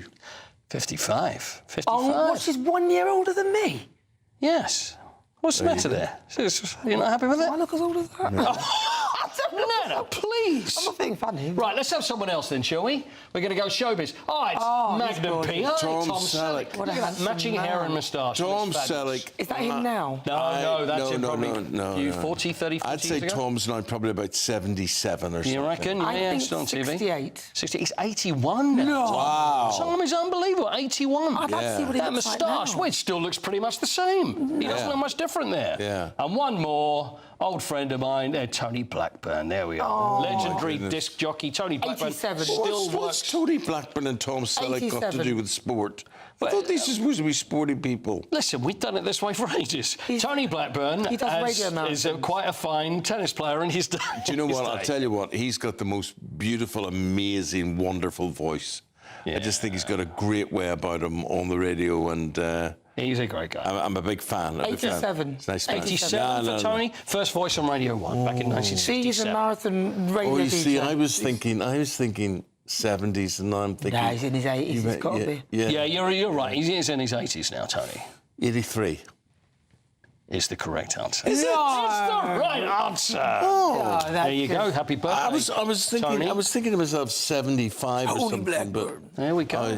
Does so well. Well, happy birthday, Tony and Tom and everybody else. Yeah, Thank I'm you sorry very there much. weren't enough sporting birthdays, but sometimes you make do with what you can in the Yeah, showbiz right. world. You Do know what what? I It's mean? more entertaining. Absolutely. He does radio marathons anyway. Right, radio, with that, everything. we will hit the break, and we're talking about supermarket trends, what is hot on the shelves and what is not. Susan Holder and AJ Pritchard will tell you right after this.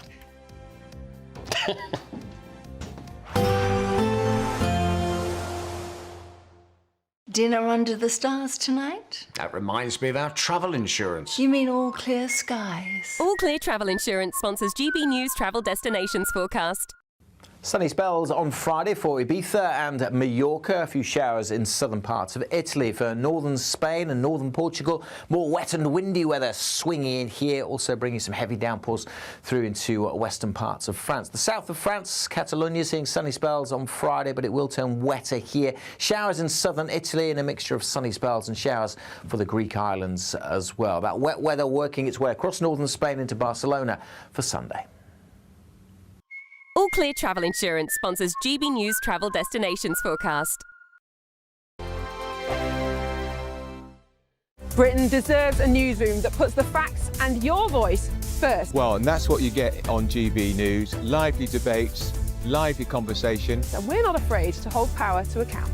And each other. So join me, Andrew Pierce. And me, Miriam Gates, for Britain's Newsroom, weekdays from 9:30 on GB News. Martin Daubney, weekdays from 3 p.m.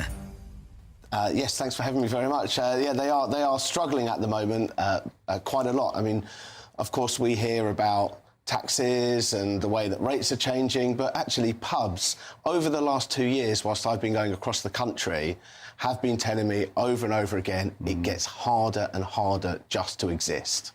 And you've got social media accounts, hundreds and hundreds of thousands of people watch your amazing videos where you go into a boozer, you tell its story, you talk to locals, you get right to the heart and soul, because pubs aren't just about pounds and pence. They're about communities. They're about the mortar that holds together the bricks of Britain. Yeah, absolutely. I mean, who would have thought when I started doing this 2 years ago that I would be here now with almost 500,000 followers? It is a crazy experience. Of course, you know, this for me started as a hobby.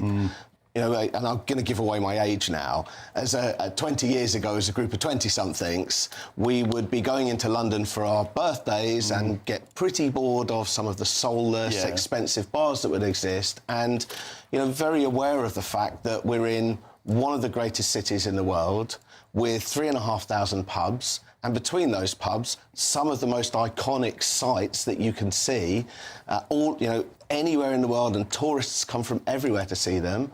That was our excuse then to go out on a pub crawl. And I've been through your top 10 pubs, Thomas Vosper. I've been to 4 out of 10 of them. I'm delighted to see that the old trip to Jerusalem and Nottingham, my home city, is there. I think the beauty of a pub is that what makes it special is very personal to you. Yes. One of the questions I do get asked more than any other is, what's the best pub to go to? But of course, some of them are huge, grand banking halls, buildings that have been repurposed, some of those old little pubs where you've got a nice flat warm ale and a fire to sit next to. GB News, the People's Channel.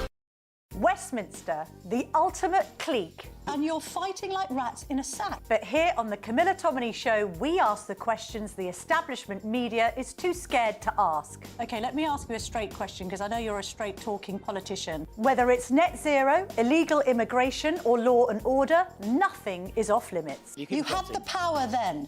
Yeah, as I and say, now you've lost it. That's the Camilla Tominey Show, a politics show that's fearless. But no, let me finish my question if you don't mind, because it is my show. Sundays at 9:30, only on GB News, the People's Channel, Britain's news channel.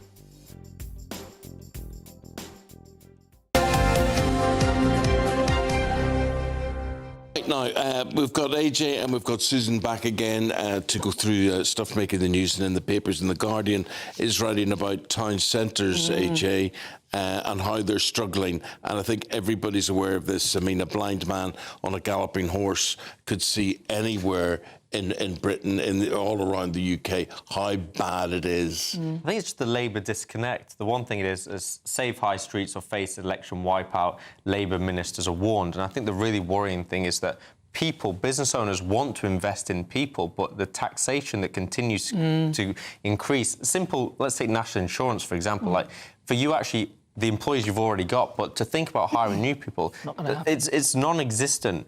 And I think the attack on having, like, young people's jobs, this is the opportunity. You get a small job in your local pub or the local shop in the high street or the local independent coffee shop. This is what is kind of like, where are the jobs for the young people, which is really worrying. And then obviously that displacement of jobs and vacant units is being filled with things that you don't really want on your high street. Soaring e-cigarettes. Being filled with rats and mice. And rats, mice, this is a big problem. And you were saying about, you can see these things, but it never ceases to amaze me, Susan, that politicians, they either don't know about the effect that national insurance increase will have, or how bad it is for all of us to have run-down town centres. Yeah, exactly. And I mean, we were talking earlier about the lack of police and visibility and how much crime is taken. Well, and empty units and empty streets. Yeah. That's just asking for trouble and for people to be hanging about and going up to no good. We want to use our town centres. We're being told all the time, get off your screens, stop internet shopping, and then you go to your local town centre, and what is there? There's a few coffee shops. Greedy landlords as well. I think evil, greedy landlords looking the worst. I think it comes down to talking about money as well. The government have literally just said they're going to launch a Pride in Place programme. So the government is going to put $5 billion in. So fundamentally, Pride in Place, 250 places across England, Scotland and Wales are to receive 20 million each to support local-led plans, revitalise our town centres and remove the vacant spots. Right, I like this. It's like you've just taking money from one, destroying jobs and putting money back into it. Exactly. It's a vicious circle. But the local councils themselves don't do themselves any favours. Reduce the car parking fees, make it easier for people to kind of access those places. Stop preventing people who haven't got smartphones or who might be... I have this idea about car parking. I agree with you. The world stands or falls by car parking. Yeah. Why, instead of having wardens and people who are issuing you with penalties, why don't you have facilitators who are in a town and saying, AJ, you're looking for a place over here? Yeah, what a good idea. I can give you this one for half an hour. If you're back in half an hour... It's the mentality. I don't think the government understands. A penalty is to stop people doing it. So you give a penalty, stop speeding. Yes. The penalties that are coming in when you're coming into areas, you're stopping us wanting to come in. It's just causing more barriers. The pain points are so... Your local theatres, like pantomimes each year, like you come in and then, as you're saying, car parking's a nightmare. And then everything is just, it's negative. Make it accessible, make it safer, and give us choice. That's what we want. Yeah, it's like buses. I think buses should be free. By and large, if you made buses free, people would use them. So we go on. But what are people doing in supermarkets? I mean, we're talking about what they're not doing in town centres. If you can get yourself to a supermarket, where usually there is actually car parking in a supermarket, if they're not on the high street, if they're going to, a bit more out of town, you might be able to get your car there. So there's new trends coming, apparently. Dubai chocolate, if you know what that is out. Not to buy chocolate, but Dubai. So it's something that kind of is a bit kind of Eastern in flavour. So it's chocolate stuffed with pistachio, which is incredibly expensive, but it was an internet trend. And apparently, so according to the piece in the Daily Express, two-page piece in the Daily Express, all about the things that are going out and coming in. Dubai chocolate is out, and fried seafood is in. Fried seafood? Pricey. What's that? Pricey. It's a combination of fruit and spicy. Oh, for goodness So it's sake. like Thai, Mexican, whatever. That's a new trend, apparently. That's what's coming in. Dubai chocolate is very, very expensive. My It is son today had some Dubai chocolate, a chocolate bar over a tenner. I was like, put that Oh, back. that's a tenner is cheap. It's cheap for Dubai chocolate. Never heard. I like Smarties, you know, but Smarties are great. I like Smarties. Even the blue ones? I don't know. Anyway, but there's lots of different kind of things coming in that they're saying we want more good quality frozen food now. Frozen vegetables in particular have really kind of come up in the world, that people realise that you can freeze them at the point of freshness, that you don't get... They're even fresher and better for you sometimes. The frozen more ones are actually nutrients fresher than actual fresh vegetables. There's all those sorts of There's trends. always a new food trend, and when I was travelling, the recent one was kind of like actually fried like carrots or broccoli. Like when I went to New York, there's loads of random places Oh, like really? that, and it's like these food trends are getting out of control. It's one of your 5 a day. Well, as if you can get food, south coast of England, what is the problem of getting certain foods? Tell us. Monsters Inc., let's bill it as that. They're like locusts of the sea at the minute, so the octopuses are eating up all the brown crabs and lobster and scallops. What I'm thinking is here, why don't we just serve more lobsters? Yeah, but do you like... more octopuses? octopus? Well, these More are calamari. new. You see, this is all part of global warming Yes. or whatever, and you've now got It's a octopus. bloom of octopus. That's what you call it Yeah. when you get a serve. It's a bloom of them. So that's why the octopus place in Camden, Pesco Bar, is doing so well. You can get octopus hot dogs, you can get octopus kebabs. They are trending online, yeah. Octopus is difficult to eat, though. That's squid, isn't it? Because you can choke on it quite easily. Yeah. It's a chewy... yeah. It could be a bit too chewy. Sometimes. See, that's interesting. So you're saying there's a kebab version. You can literally get a kebab version, or you can literally get the octopus arm, leg, in a hot dog. I don't think it's very expensive as well. They have got so much more now that they're fishing and they don't want, and obviously they're to surplus. But I don't think there is the demand to eat it. That's the problem. So you can't just go, oh, we'll just sell octopus instead. Where are they going? Why are they all It's the warmer waters are bringing the bloom of octopus, and they're also eating all the You other... know, the thing that slightly disturbs me about octopus or octopi or whatever you call them is they are incredibly intelligent. If you wire their brain up to what they realise, what they sense, what they perceive, do you know that? We've had a full-on debate for the past hour about... about how clever an octopus might be. The theory is that octopus are aliens. Octopus came from... I said this was the conversation. That's exactly... I was saying, if people look If you at don't them, believe in aliens, just look at an octopus. That is exactly what I said, and he was listening to me. But yeah, no, they are. They just could obviously have dropped from another planet, haven't they? They're Well, not you like can tell from the else. shape of the heads. got 8 Guys, brains. you guys are obviously descended from octopus, so intelligent to you. Thank you for your time this morning. Thank you. Let's give you the weather update.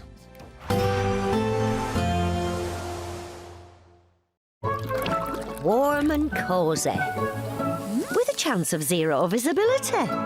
Boxed Boiler sponsors the weather on GB News. Morning, welcome to your latest weather update from the Met Office here on GB News. For many, dry and drab sums up today. There's a few fog patches around to be aware of this morning, and something else to be aware of in western areas, more rain to come later on, which is not good news with the ground so very, very soggy. Here comes the rain slowly trickling into the Isles of Scilly and Cornwall into the afternoon. A few showers ahead of that for Northern Ireland and some showers in eastern Scotland, falling as snow over the hills. A lot of mist and low cloud, staying quite drab in most places. Perhaps a bit of brightness across southern England and western parts of Scotland. Generally on the cool side, even for January, 5 or 6 degrees, maybe into double digits in the southwest, but only because that rain is coming in. Now, not especially heavy this rain, but because it's been so wet, any rain is likely to cause further problems getting into Somerset and Devon, parts of Dorset as well through this evening's rush hour. So bear that in mind. The rain will also spread into Northern Ireland, and again, because the ground is so wet, likely to cause some problems here. Further snow flurries coming in over the hills and mountains of eastern Scotland. Further outbreaks of rain and drizzle on and off over the Northern Isles. Not particularly heavy, but a fairly brisk breeze blowing here. Now, the winds will be strengthening in the southwest. It's stronger still as we go through into Friday. The rain spreading north, well, that will turn to snow initially over the hills of Wales, but as it gets into contact with the colder air over northern England, southern Scotland, chance of some snow here even at lower levels as temperatures dip down close to freezing over northeast England and Scotland. Could be a bit slippery on Friday morning. As I say, could wake up to a little bit of snow, even at lower levels across parts of northern England and Scotland during Friday. Probably not lasting all that long, but still blown along by a brisk wind. A bit drier in the southwest for a time, but here comes another spell of wet and windy weather later tomorrow, and the rain ongoing in Northern Ireland continuing to pose a threat. Temperatures still for most places below average. Those weather warnings on the Met Office website. Warm and cosy, with a chance of zero visibility. Boxed Boilers sponsors the weather on GB News. Thank you to our global community for watching and listening to GB News. We're not only the #1 news channel in Britain, we're chosen by you around the world.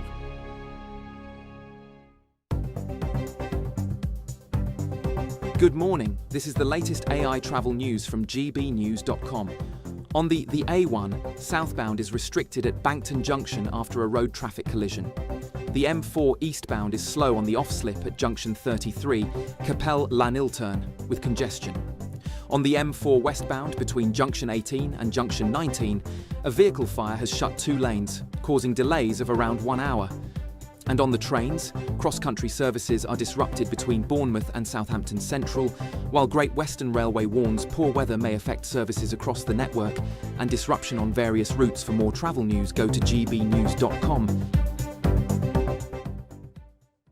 It's the final week to see how you can become our biggest cash prize winner to date, as there's a simply stunning £85,000 in tax-free cash to be won. Go on that dream holiday, buy that brand new car, or just relax in the knowledge that the rest of the year could be on us. But you have to hurry, as lines close on Friday the 30th of January. For another chance to win £85,000 cash, text cash to 63225. One entry costs £2.50 plus one standard network rate message. Or text bonus to 63225. 5 entries cost £5 plus one standard network rate message. Go to gbnews.com/win. Entries start at £2.50. Call 0903 686 3232. Calls cost £2.50 plus your network access charge. Or post your name and number to GB18 PO Box 8690 Derby DE1 9TT. UK only. Entrance must be 18 or over. Lines close at 4 p.m. on the 30th of January. Please check the closing time if listening or watching on demand. Good luck.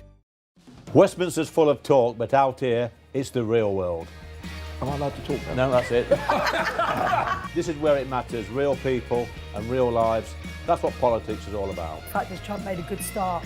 No. Straight answers, no spin, and just a couple of pints. How many fingers have I got up? About 10. So join me for Lee Anderson's Real World every Friday at 7 p.m. only on GB News. The People's Channel, Britain's news channel. You want to know what's really going on in the corridors of power? Labour don't know what to do with you half the time, and that makes you quite lethal in the chamber. Get behind the headlines with Chopper's Political Podcast. Join me, Christopher Hope, as I sit down with the great and the good of British politics. We'll see where this ruling takes us. These are the stories shaping our nation. Chopper's Political Podcast, available now on all platforms. Listen in and stay ahead.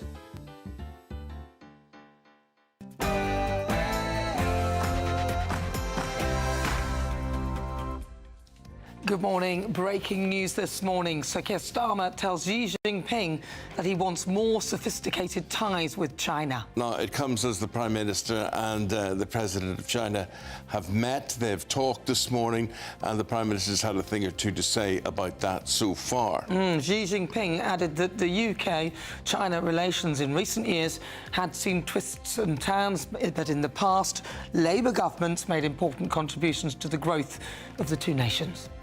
But as many people warn of the threat posed by China, can the Prime Minister really strike a balance between economic opportunity and political risk? The Prime Minister is also expected to announce an intelligence sharing deal which, with the plan to halt the use of Chinese-made engines in the small boats which are obtained by people smugglers. Meanwhile, it's been revealed that Sir Keir Starmer has called for European rights laws to be used to investigate British troops while they were serving in Iraq. And the government will not overhaul the welfare system for at least a year, as Downing Street seeks to avoid another confrontation with Labour MPs. There's another beautiful armada floating beautifully toward Iran right now. So we'll see. Well, what's your reaction to that? That's President Trump threatening Iran. He sent this massive armada of warships to the Middle East amid disagreements over the use of Iranian nuclear weapons. And A-listers join the King and Queen for the premiere of his new documentary, Finding Harmony, A King's Vision, on Amazon Prime. They met at Windsor Castle. Have more rain to talk about, but for most places, much of this morning will be dry. There is some mist and fog around. That'll only slowly clear, staying quite grey for many, and then more wet weather coming into the west where we really don't need it. The ground still very, very wet after Storm Chandra. So we do have warnings in place. I'll tell you all about them in the full forecast coming shortly. So here we are on this Thursday morning with you until 9:25. I'm Eamon Holmes. And I'm Nana Aguirre. Good morning.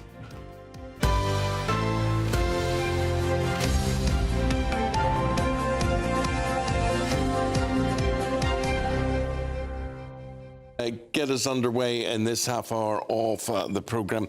We have Alex Norris. Alex is the Home Office Minister, and he joins us this morning there from Westminster. Alex, good morning to you. Alex, just wondering, are you happy so far with what the Prime Minister is reporting from Beijing? Morning, Eamon. Morning, Nana. Thanks so much for having me. Yes, some very, very exciting news coming out overnight from Beijing. You know, viewers may not know, but of the boat crossings that came across the channel last year, in over 60% of those cases, the engines used were manufactured in China. So we're working towards an agreement between our two governments for our security and intelligence services to work together to disrupt that flow for when those parts are being used illegally. So very, very important. Of course, there are other issues relating to fraud, illicit finance, whiskey tariffs, visas on travel, all being discussed. And I think viewers will be seeing some very interesting and exciting news coming out over the next hours and days ahead. Alex, sorry, Nana. I just have got this boat thing and this engine thing. Alex, if these were all being made and distributed from the one warehouse or factory or whatever, fine. But these could be coming from multiple sources, multiple, and China is a small part of this. They're also getting engines from other parts of the world. I just don't see how we are cutting off the oxygen of supply for engines like this. I just don't see that you'll be able to control this. Well, first of all, Eamon, it's not a small part. It's, as I say, last year, more than 60% of the cases. So clearly China's an important part, a source country. But also we cooperate in exactly the way you say throughout the supply chain, because often the boats are assembled in Asia or in Eastern Europe. So we work with those countries around what's happening. And then they're transited, say, through Germany. And we've worked with them as they've changed their legislation to create offences around this. So it's a full stream approach. But this isn't designed, Eamon, as a silver bullet. You know, I've been on your programme talking about our change to the asylum system, because at the moment we're more attractive than the rest of Europe, so we're changing our rules to make sure that's not the case. I've spoken as well about our work to stop illegal working, which is seen as one of those pull factors to come to this country, our work to remove people who've got no right to be here. It's all of these things together, but this is another very important brick in that wall, so we're really excited to be making the progress that we are. Alex, I don't want to press on the point, but let's be honest, 40%, that means that 60% are made in China, 40% are coming from elsewhere. So this isn't really anything, because all these people will do is simply revert to or get the parts from somewhere else that maybe we haven't got a partnership deal with. Let's be honest, really and seriously, are your party considering quite seriously leaving the ECHR? Because without that, we can't really get rid of anybody who comes to this country at all. Well, Nana, I've got to disagree on multiple points there. First of all, it isn't as simple as if this part of the market was turned off, they'll just be able to go elsewhere. It will be difficult to source these boats. Anything that makes either the supply less regular, anything that makes the supply more expensive is disruptive. So that is a good thing in and of itself. But the idea that we would be better off, what I've put in front of you, both in terms of what we're doing with the parts, but also the changes we're making to the asylum system, the removals we're making, they're real changes as opposed to leaving an international agreement that would leave us then scrambling to rewrite our returns agreements that we do have, leave us having months and if not longer spinning our wheels around the implications of it. That's not real action. That's action designed for press releases. What we're offering are real solutions to the problem, all of which can be done within our existing human rights responsibilities. So, I appreciate you have a different view to that, but ours, I would very strongly say, will be the more impactful way forwards. OK, well, I just want to very briefly ask you about Rwanda then, because Rwanda was acting as a deterrent, as we understand, because some people were worried about it. We know this because we've interviewed and spoken to migrants who weren't planning to come across until the government changed. OK, but it turns out that Rwanda are looking to sue us for 50 million because apparently it wasn't signed off legitimately. We didn't sign off and properly close and cancel the deal. No, I don't think your viewers are sat at home thinking Rwanda was an effective deterrent. Well, you between don't know that what they're deal thinking. being signed and well, indeed, but that's why we're having this conversation. My point would be that between that deal being signed and that deal being ended, more than 80,000 people crossed. So the idea that that was a deterrent, we spent £700 million of public money to send back 4 volunteers. Well, you're about to spend another 50 million because you didn't sign it off properly. What about the 50 million, though? Well, Nana, we're contesting that. We don't believe that's right. We, as always, will be working with the British taxpayers' best interests at heart, so we are opposing that, we disagree with that, and we don't want to be spending that money. Alex, it is fascinating listening to you and hearing a different point of view. And you say you don't think our viewers would be sitting at home thinking Rwanda was an effective deterrent or whatever. I do have to say to you, my friend, they do think. They did think. They really thought. And they missed it not being implemented. They were very angry that it wasn't implemented. I'm just saying that. I'm not saying that it would have succeeded or anything else. No, I appreciate that. The feeling from people out there was they wanted something done, something strong, and they thought Rwanda was it. But Eamon, the point I'd make, because I know your viewers, are intelligent or well-read and they look at the evidence, they would know that it just didn't work in that way. That actually tens and tens of thousands of people crossed because they thought there was no danger of going back to Rwanda. What we're showing, we've made significant increases in the number of people removed from this country because they've no right to be here. That's a much more effective deterrent. Yeah. Similarly, the view of Britain has always been, come to Britain, you'll be able to work illegally, you'll be able to live in a hotel. Well, we're changing that as well. Those are real deterrents. So, I appreciate people want to see that change and they're impatient for it, and I get that. Alex, there's so much I want to talk to you about, so much I want to contest with you here, because when you talk about deterrence and you look at this one in, one out policy with France, that everybody said from the start, look, this is a lot of rubbish, this isn't going to work, it ain't going to happen. And you know what, my friend, it has not. You can't say that that is working or that that is a deterrent.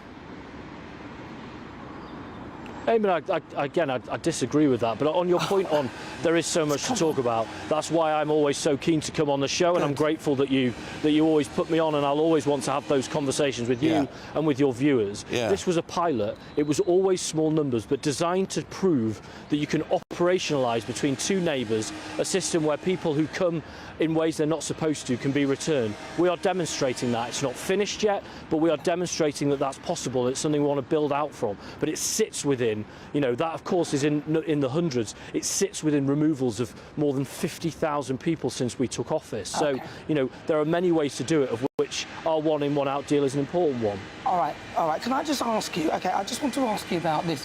It's on the front cover of the Telegraph. It's about Keir Starmer, and many years ago he called for British troops to be investigated in Iraq. Now, a similar thing is happening right now, of course, removing protections for troops who have gone out to fight. Now veterans are being prosecuted, years later.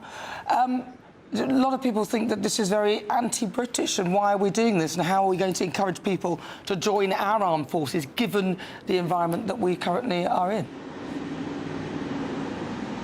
No, I mean, first of all, on the story you referenced, it's an incredibly selective section of a book where Keir was asked, as a legal expert, as to whether the ECHR could be used in those cases, and he gave his legal opinion. That's not as it's been reported. I would point to Keir's record, you know, as a litigator, as someone who stood up and worked with veterans, but also to your point on, you know, people wanting to join the armed forces. Well, actually, what we saw under the previous government was the armed forces reduced to the smallest number since the Napoleonic Wars. We also saw morale at lowest levels when when they were recorded. What we're doing is changing that. We've made huge commitments on defence spending. We want it to be great careers in the armed forces and for people to enjoy their time serving at home and serving abroad, and then to know that after leaving the armed forces, whether it's mental health support, whether it's employment support, whether it's support to reduce the risk of homelessness, they'll get that. And those are changes that this government's brought in. So we want people to join our armed forces. I love that people from my community do so. I think they do us proud and they honour us when they do that. And we want people to want to do that, and that's why we're making the changes we've made.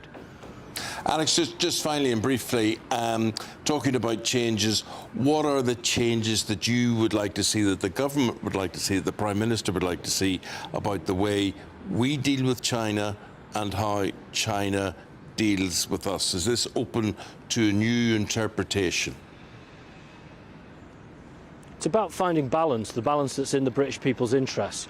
Previously, we've gone from golden ages to ice ages and everything in between.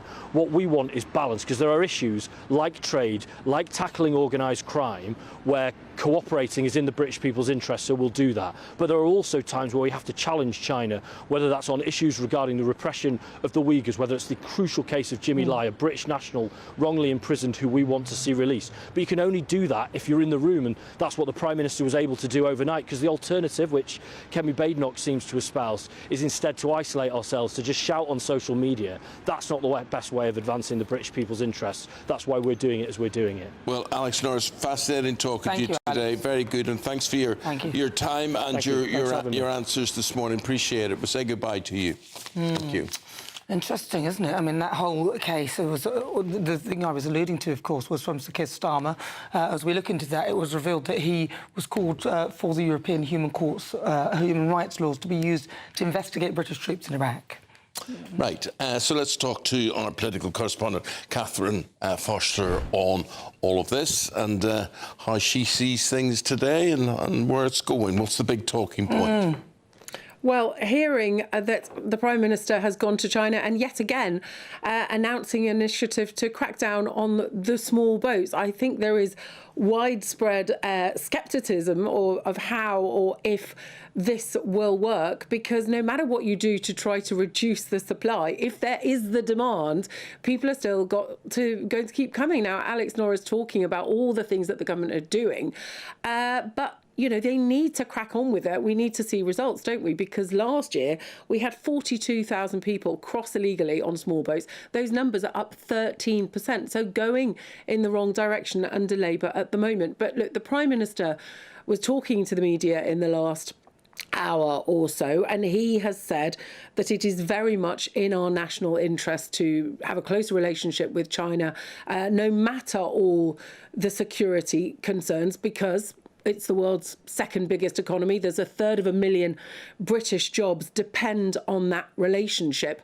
And really warm words. He says there's real concrete outcomes. They said they're making progress towards reducing tariffs on whiskey, towards visa-free travel. It doesn't sound like those are nailed down yet, though we may get more announcements during the day, and also saying that the cost of living is the most important thing to people at home. He's doing this to try to bring growth, to try to boost British jobs. But of course, it's a very difficult relationship, and under the Conservatives, they were very sceptical and concerned about the rise of China.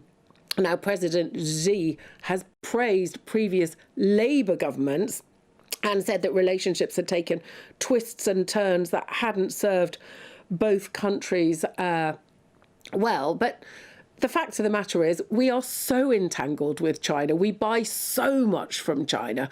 We really don't have a choice here. But given all the global instability, given that growth that the Prime Minister is trying to get and isn't getting, the government feels it's got no choice to get this closer relationship.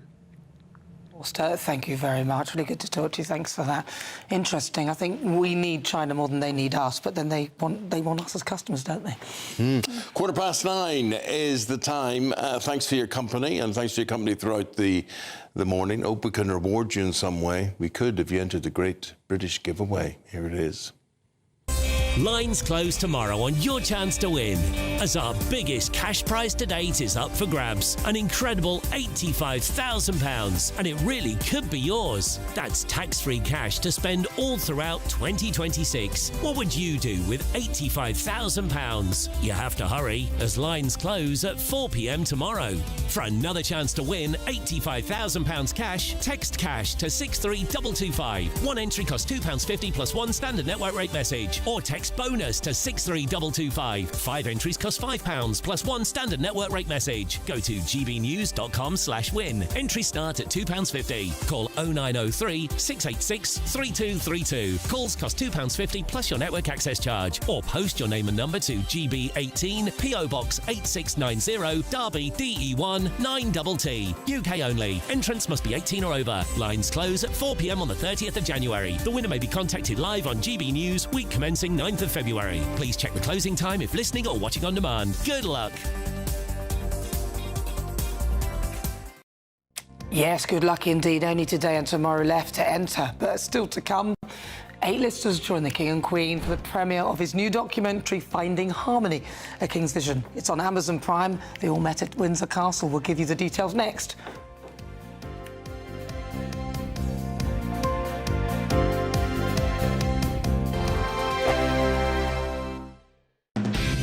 Decisions made in Washington aren't just shaping America, they're shaping Britain too.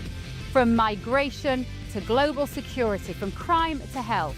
Whatever happens in the White House today will be felt in your town or city tomorrow. That's why The Late Show is live from Washington, D.C. Cutting through the politics to show you what it all means for Britain. The Late Show live every night at midnight. Only on GB News, Britain's news channel. Bold. They are under no illusion. Ray, are you a human trafficker? Boundless. I've had enough of the nonsense, and I'm not afraid to say it. Don't get this on the BBC. Every weeknight, I tear through the headlines. The smell of gasoline. Should we be worried about it? From Westminster madness to cultural war chaos. What I'm going to do now is they are throwing things out the car as we speak. Get ready, Britain. Here we go. Patrick Christie's tonight, weeknights from 9 p.m. only on GB News, Britain's news channel. Hi, I'm Michelle Dewberry, and my show is your opportunity to cut through all the noise and dive in headfirst to some robust debates. Ideas clash. Situation, isn't it? No, because the failure is you're deliberately avoiding my point. Nothing's held back. And if you think this is the end of it, wait for more. And we do not shy away from the difficult stuff. Sometimes I want to shake people and say, if only you understood. So join me on Jubes & Co. weeknights at 6 p.m. only on GB News, Britain's news channel. From the school run to the home run, watch a new show for all of Britain. So he can say whatever he wants. A straight-talking show where all voices are heard.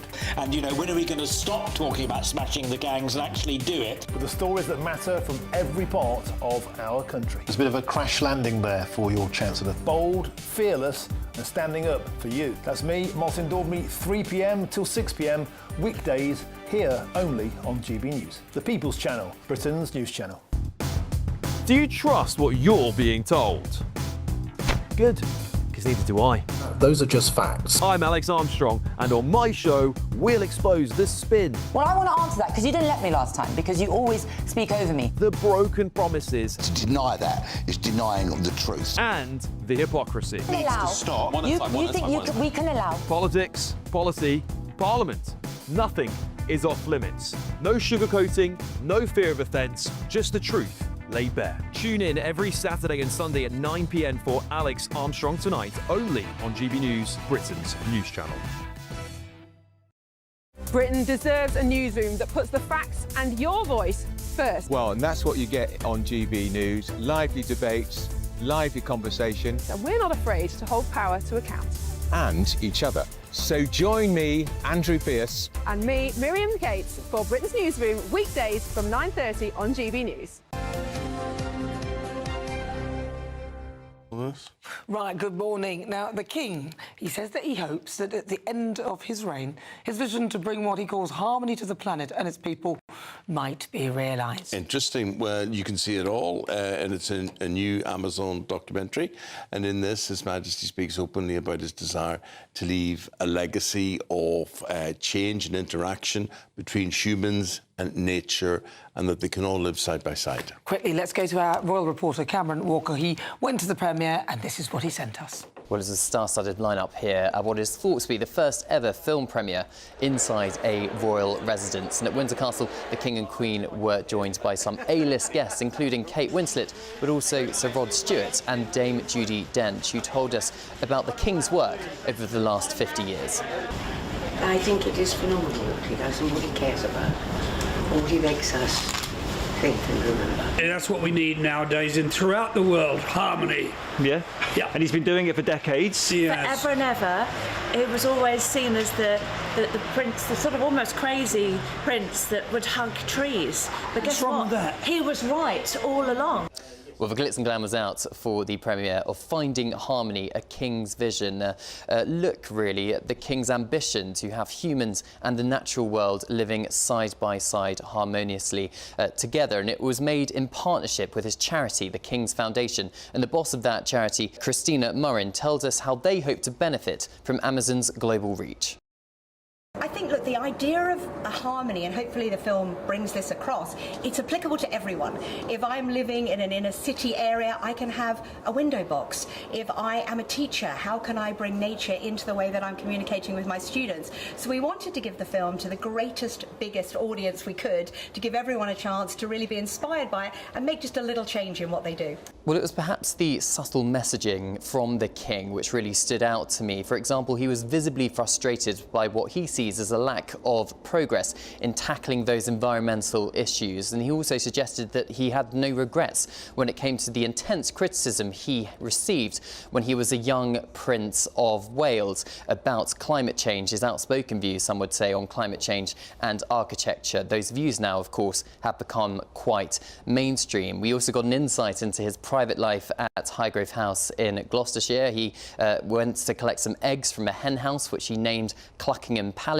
And he also talked about his favourite variety of jacket potato grown inside the gardens of Highgrove House, the red Duke of York variety, for its crispy skin. But perhaps quite poignantly, the King said this. He said, maybe by the time I shuffle off this mortal coil, there will be a little bit more awareness of harmony. And this whole 90-minute documentary perhaps was an opportunity for him to share his legacy with citizens of over 200 countries around the world. Of course, the King has reduced his cancer treatment in the new year. It's seen as a positive step and something which is described as a precautionary phase. Cameron Walker, GB News at Windsor Castle. Look forward to seeing that. Isn't that nice? Well, listen, stay with us. Britain's Newsroom is coming up at 9:30 with Andrew Pierce and Miriam Cates. So what have you got coming up? Good morning. Well, we've got a packed show, but we've got a story about a man, Shahid Butt, who in Birmingham is standing for the City Council, but he is a convicted terrorist. No. So we're asking how this is possible and whether this is the beginning of the end for democracy in Birmingham. It's not a good look, is it? In our second city, as if they haven't had enough problems in that city with bin strikes and the council being bankrupt, now a convicted terrorist. So the weather.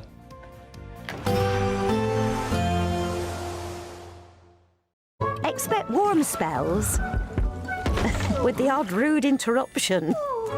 Boxed Boilers sponsors the weather on GB News.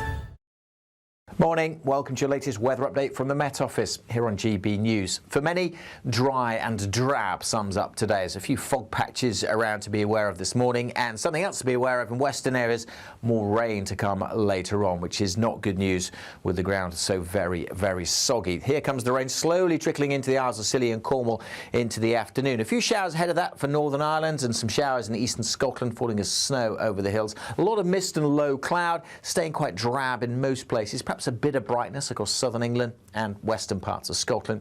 Generally on the cool side, even for January, 5 or 6 degrees, maybe into double digits in the southwest, but only because that rain is coming in. Now, not especially heavy this rain, but because it's been so wet, any rain is likely to cause further problems getting into Somerset and Devon, parts of Dorset as well through this evening's rush hour. So bear that in mind. The rain will also spread into Northern Ireland, and again, because the ground is so wet, likely to cause some problems here.